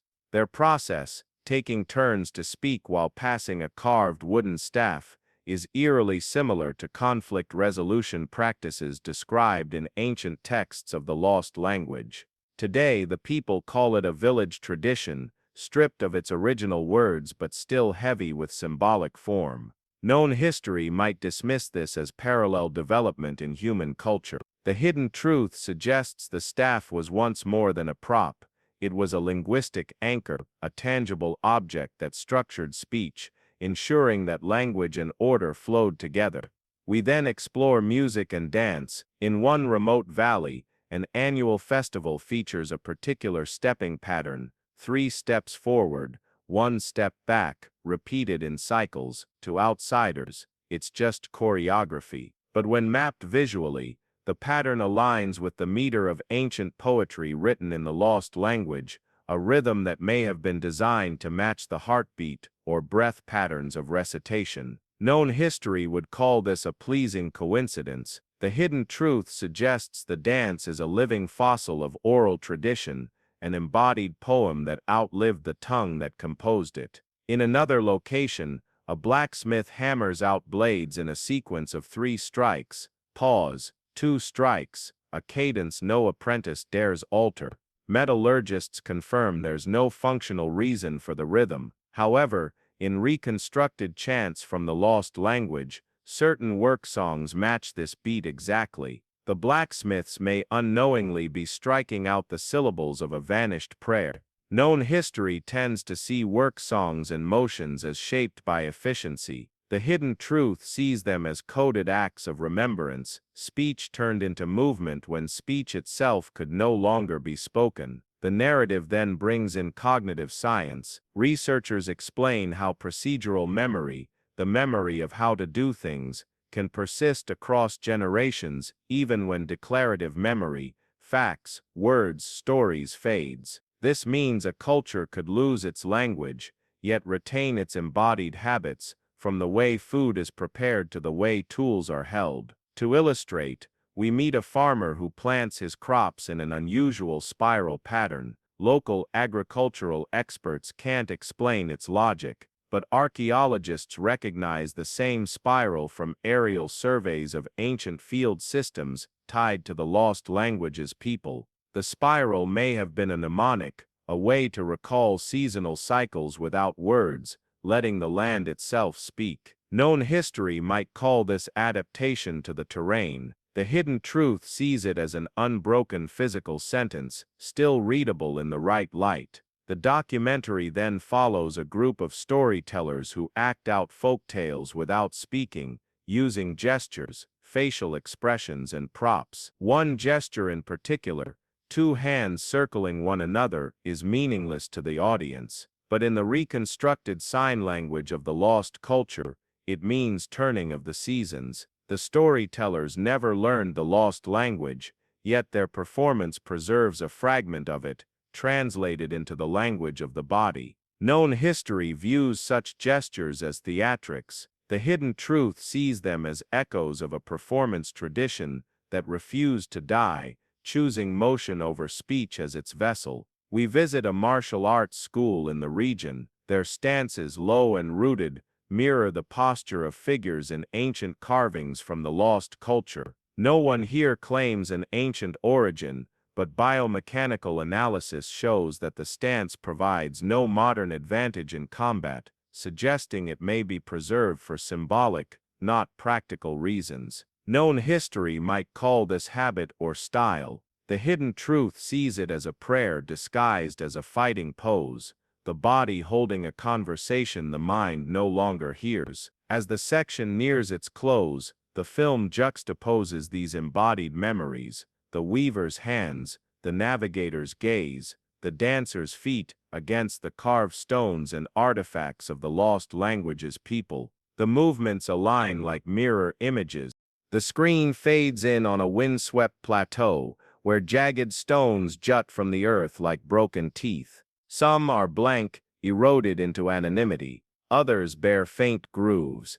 Not quite pictures, not quite letters, as if the wind itself had tried to write. Known history treats these marks as decorative or symbolic, a way for ancient people to claim a place or honor a spirit. The hidden truth wonders if they are the last desperate syllables of a dying tongue, carved into stone because human voices could no longer carry them. We follow archaeologists, brushing away centuries of dust to reveal a single uninterrupted line of markings running along the base of a standing stone. The sequence doesn't match any known writing system in the region. Linguists note its unusual structure: repeated clusters of 3 and 5 symbols, separated by deliberate gaps. These patterns echo the meter of oral recitations, reconstructed from the lost language's possible relatives. Known history might dismiss the resemblance as coincidental. The hidden truth suggests this is a frozen chant,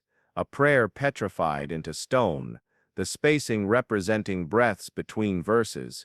The documentary shifts to a dimly lit cave where ancient petroglyphs line the walls. One panel depicts human figures surrounding a central spiral. A linguist explains that while many see this as a solar symbol, the spiral might instead represent a phonetic sound, a rolling consonant unique to the lost language. The figures' hands are positioned in gestures still used by elders in nearby villages, possibly a visual cue for the performance of the word. Known history calls this artistic expression. The hidden truth sees it as a multimedia archive, part word, part dance, part image, the last multimedia performance of a language before silence. In a museum, we study an artifact, a small bone flute etched with tiny parallel lines. Each line, under microscopic analysis, reveals subtle variations in length and angle. To most, these are just decorative etchings, but an experimental archaeologist plays the flute, matching each etching to a note. The melody aligns with a ceremonial song, documented in cultures that may have interacted with the lost language's speaker. Known history sees music as separate from written language. The hidden truth considers that this flute may be a phonic script, not written words, but a score that encodes the sound of speech through melody. We travel to a cliffside site, where stone blocks bear shallow rectangular recesses. The recesses themselves are empty, but faint outlines suggest they once held inlays of wood, shell, or pigment. Some archaeologists propose they were purely ornamental, others believe they formed a rebus-like system, images representing sounds or ideas. Without the original inlays, the text is invisible, the message as absent as the people who made it. Known history sees this as ruin and loss. The hidden truth imagines these were the final public notices of a vanishing people, messages meant to be read long after the speakers were gone, only to be stripped bare by time. The film then takes us underwater, to a drowned city just off the coast. Coral-encrusted walls bear incisions arranged in vertical columns. Divers note that the symbols grow larger the deeper they are, as if designed to be read from below. Could this have been a message to sea voyagers, or even to the spirits of the deep? Linguists point out that vertical writing is rare in the region, but matches one of the few surviving inscriptions attributed to the lost language. Known history calls this an architectural flourish. The hidden truth wonders if the deep was chosen as a vault, the water acting as a shield to preserve meaning for millennia, though at the cost of making it unreadable to the living. We return to the highlands where a single granite pillar stands alone in a meadow. Its surface is nearly smooth, yet infrared scanning reveals faint grooves forming looping patterns. When digitally enhanced, they resemble the same symbol repeated dozens of times, possibly the word for home or place. Was this a declaration of territory, a sacred marker, or a final attempt to assert identity in the face of cultural erasure? Known history remains cautious, labeling it an unverified inscription. The hidden truth sees it as the linguistic equivalent of shouting into the wind, hoping the echo will carry farther than the voice. A section of the film focuses on the tools themselves, chisels of stone, bronze and even hardened bone, worn to nubs from carving these stubborn messages. Archaeologists suggest the choice of material may have been symbolic, certain stones reserved for sacred words, others for mundane records. The lack of metal inscriptions could be deliberate, knowing stone endures where metal corrodes. Known history views this as pragmatic tool use. The hidden truth believes these artisans were not only stoneworkers but language preservers, deliberately engineering their words for survival across deep time. The camera lingers on a fragment of pottery, a shard barely larger than a hand. Around its curve is a line of delicate impressions, a repeating motif of 3 dots and a crescent shape. Scholars debate whether this is purely decorative or a fragment of a counting system. If numerical, it might represent an inventory or a calendar date. If linguistic, it could be part of a poem, a story compressed into a small portable form. Known history would place it in the realm of functional ceramics. The hidden truth imagines a traveling storyteller carrying a bowl inscribed with a fragment of verse, reciting it whenever the vessel was used, until both the object and the language shattered.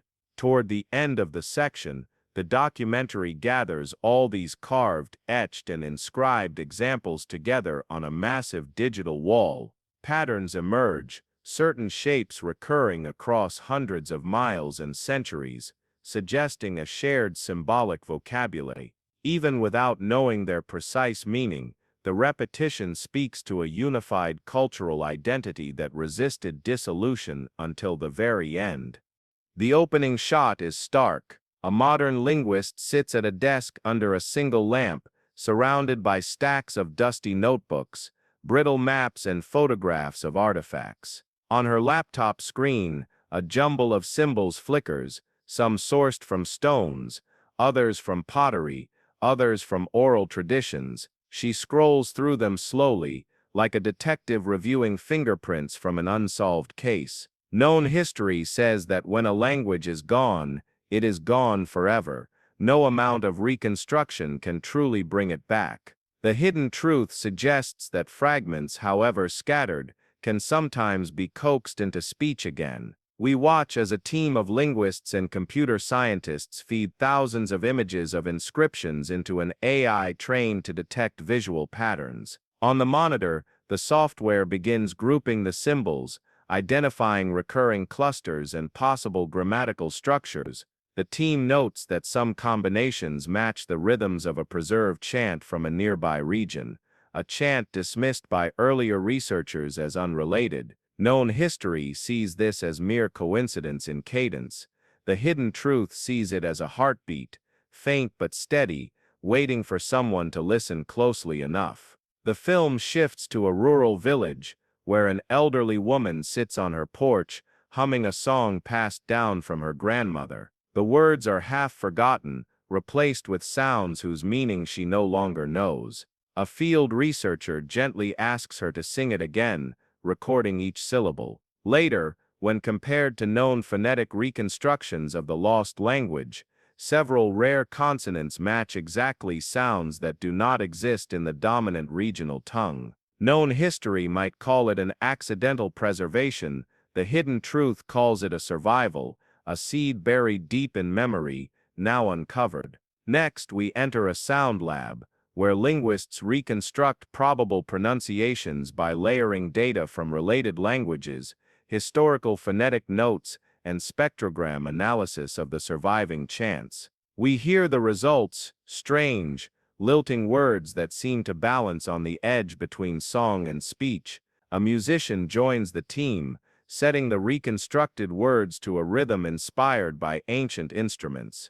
The effect is haunting, as if the language itself is breathing again, even if only in fragments. Known history dismisses reconstructed speech as speculative theater. The hidden truth argues that without giving these sounds a voice, they remain forever mute on the page. The scene shifts to a university basement, where archival drawers are pulled open to reveal forgotten field notes from the early 20th century. A missionary's journal contains a list of phrases he claimed were tribal words for everyday objects. At first glance, they seem unrelated to the lost language, but careful comparison reveals several words that share the same roots as terms found in the inscriptions. The journal even includes a hand-drawn diagram showing hand gestures used while speaking, a clue that the language may have incorporated sign elements alongside spoken ones. Known history sees this as an anthropological curiosity. The hidden truth sees it as a bilingual key, a rare bridge between the silent carvings and the lost voice. We visit a digital lab, where researchers use motion capture to recreate these ancient gestures. Volunteers attempt to pair the movements with reconstructed sounds, producing a hybrid form of communication that feels strangely natural. For a moment, it's as though the camera has stepped back in time and is watching the language being performed in its original cultural context. Known history would classify this as experimental reconstruction. The hidden truth wonders if these gestures are the missing punctuation, the physical rhythm that carried meaning alongside the spoken syllables. The documentary then takes us to a public workshop in a city library. A young linguist is teaching volunteers a reconstructed version of the language. The students struggle at first with the unfamiliar sounds, but soon they are speaking short sentences, their faces lighting up with the realization that they are carrying words that have been silent for thousands of years. One student remarks that it feels like holding a candle in a pitch-black room. Known history might argue that what they are learning is a scholarly simulation, not the real language. The hidden truth counters that any language once spoken and understood becomes real again, at least in the minds and voices of those who use it. In another part of the world, a different group takes a more radical approach. Instead of focusing solely on linguistic reconstruction, they embed the recovered words into modern songs, graffiti, and street art. Their goal isn't academic purity, but cultural revival, to make the language visible and audible in daily life. A rapper performs verses that blend the reconstructed tongue with contemporary beats, creating a strange yet compelling mix that draws in young audiences who had never heard of the language before. Known history might say this blurs the line between authentic preservation and reinvention. The hidden truth sees it as a second life, the language evolving as it would have had it never died. The film briefly visits an online community where enthusiasts from around the world collaborate to expand the reconstructed vocabulary. Some are professional linguists, others are hobbyists driven by pure fascination. Together they coin new words for modern concepts: train, telephone, internet, in the style of the lost language. This living lexicon grows daily, giving the language a foothold in the 21st century. Known history might call this invention, not preservation. The hidden truth insists that all languages were invented once. The only difference is time. In one of the final sequences, the documentary returns to the original linguist we met at the start. She sits in a recording booth, reading a short story written entirely in the resurrected tongue. The story is based on a myth recovered from inscriptions and oral fragments. Her voice rises and falls with the reconstructed cadences, her hands moving unconsciously in gestures that match the words. For the first time in centuries, the myth is not just decoded, it is performed. Known history would say this is art inspired by scholarship. The hidden truth says this is the language alive again, however briefly. The section ends with a reflection: revival is never perfect, never complete. But perhaps that's not the point. Perhaps the act of speaking, singing, and sharing these sounds is the truest form of preservation, not freezing them in museums or databases, but allowing them to breathe in the mouths of the living. The final bridge to the next section is the narrator's voice over footage of a child repeating the reconstructed words to a grandparent. Every language begins as a whisper between generations, and sometimes even after silence, the whisper can return. But where does it go when it can no longer be heard, even by those who seek it? The screen fades from the hopeful voices of children speaking the reconstructed language to an empty classroom. The desks are stacked, the chalkboard is erased, and the sunlight through the window illuminates motes of dust drifting slowly through the air. The sounds of the language, so recently alive, are gone, replaced only by silence. Known history tells us this is the natural order of things.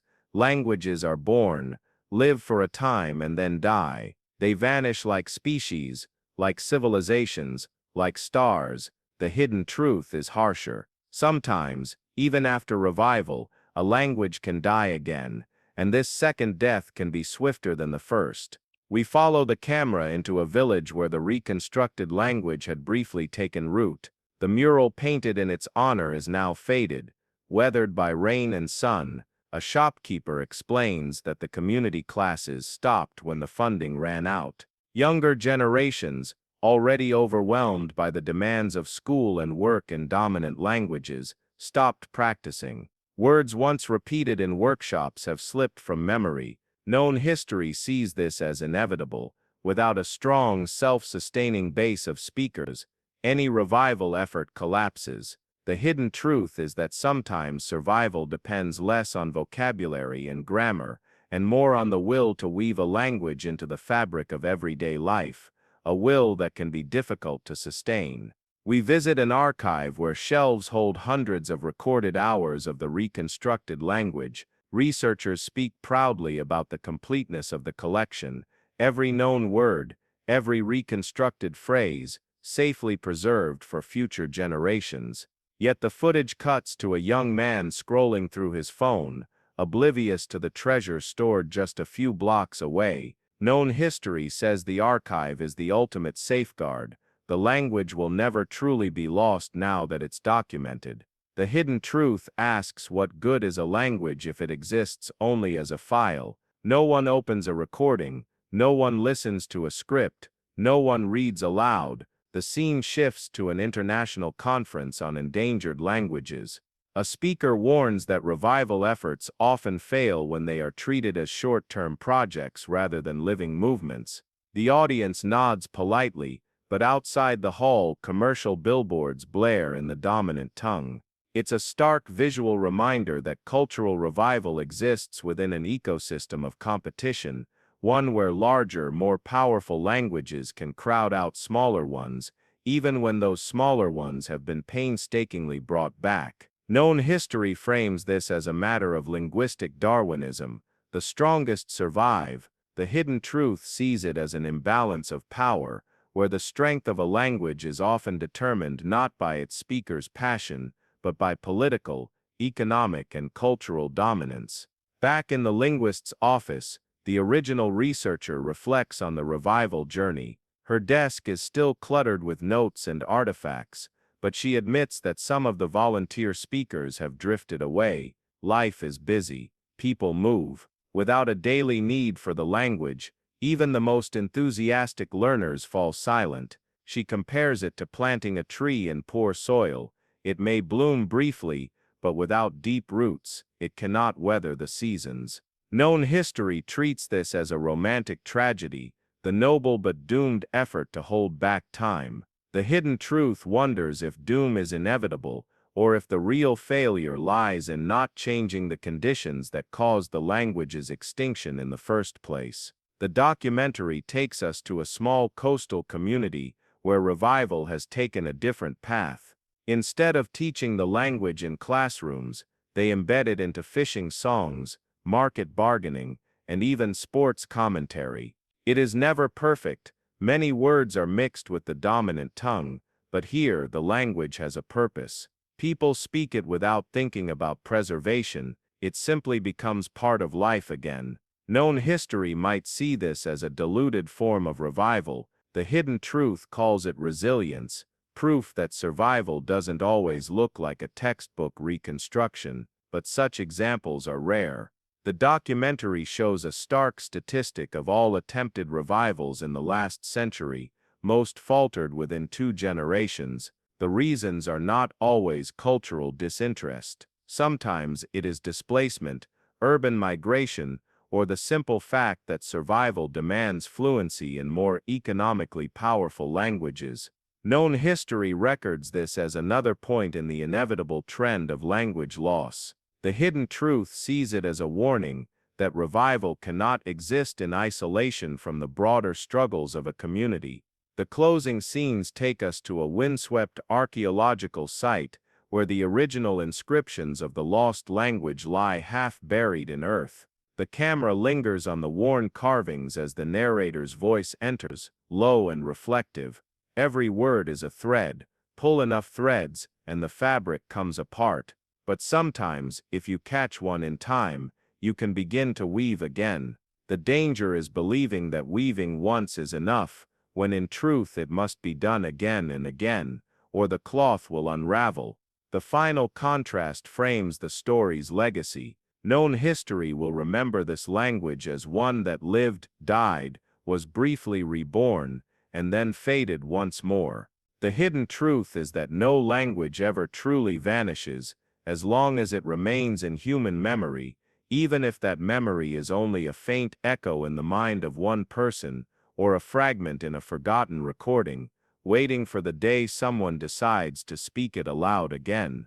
The last shot is of a young child, not the same as before, standing alone at the edge of the archaeological site. She bends down, picks up a stone carved with an ancient symbol, and traces it with her finger. She whispers a single word from the reconstructed tongue, then runs off into the distance,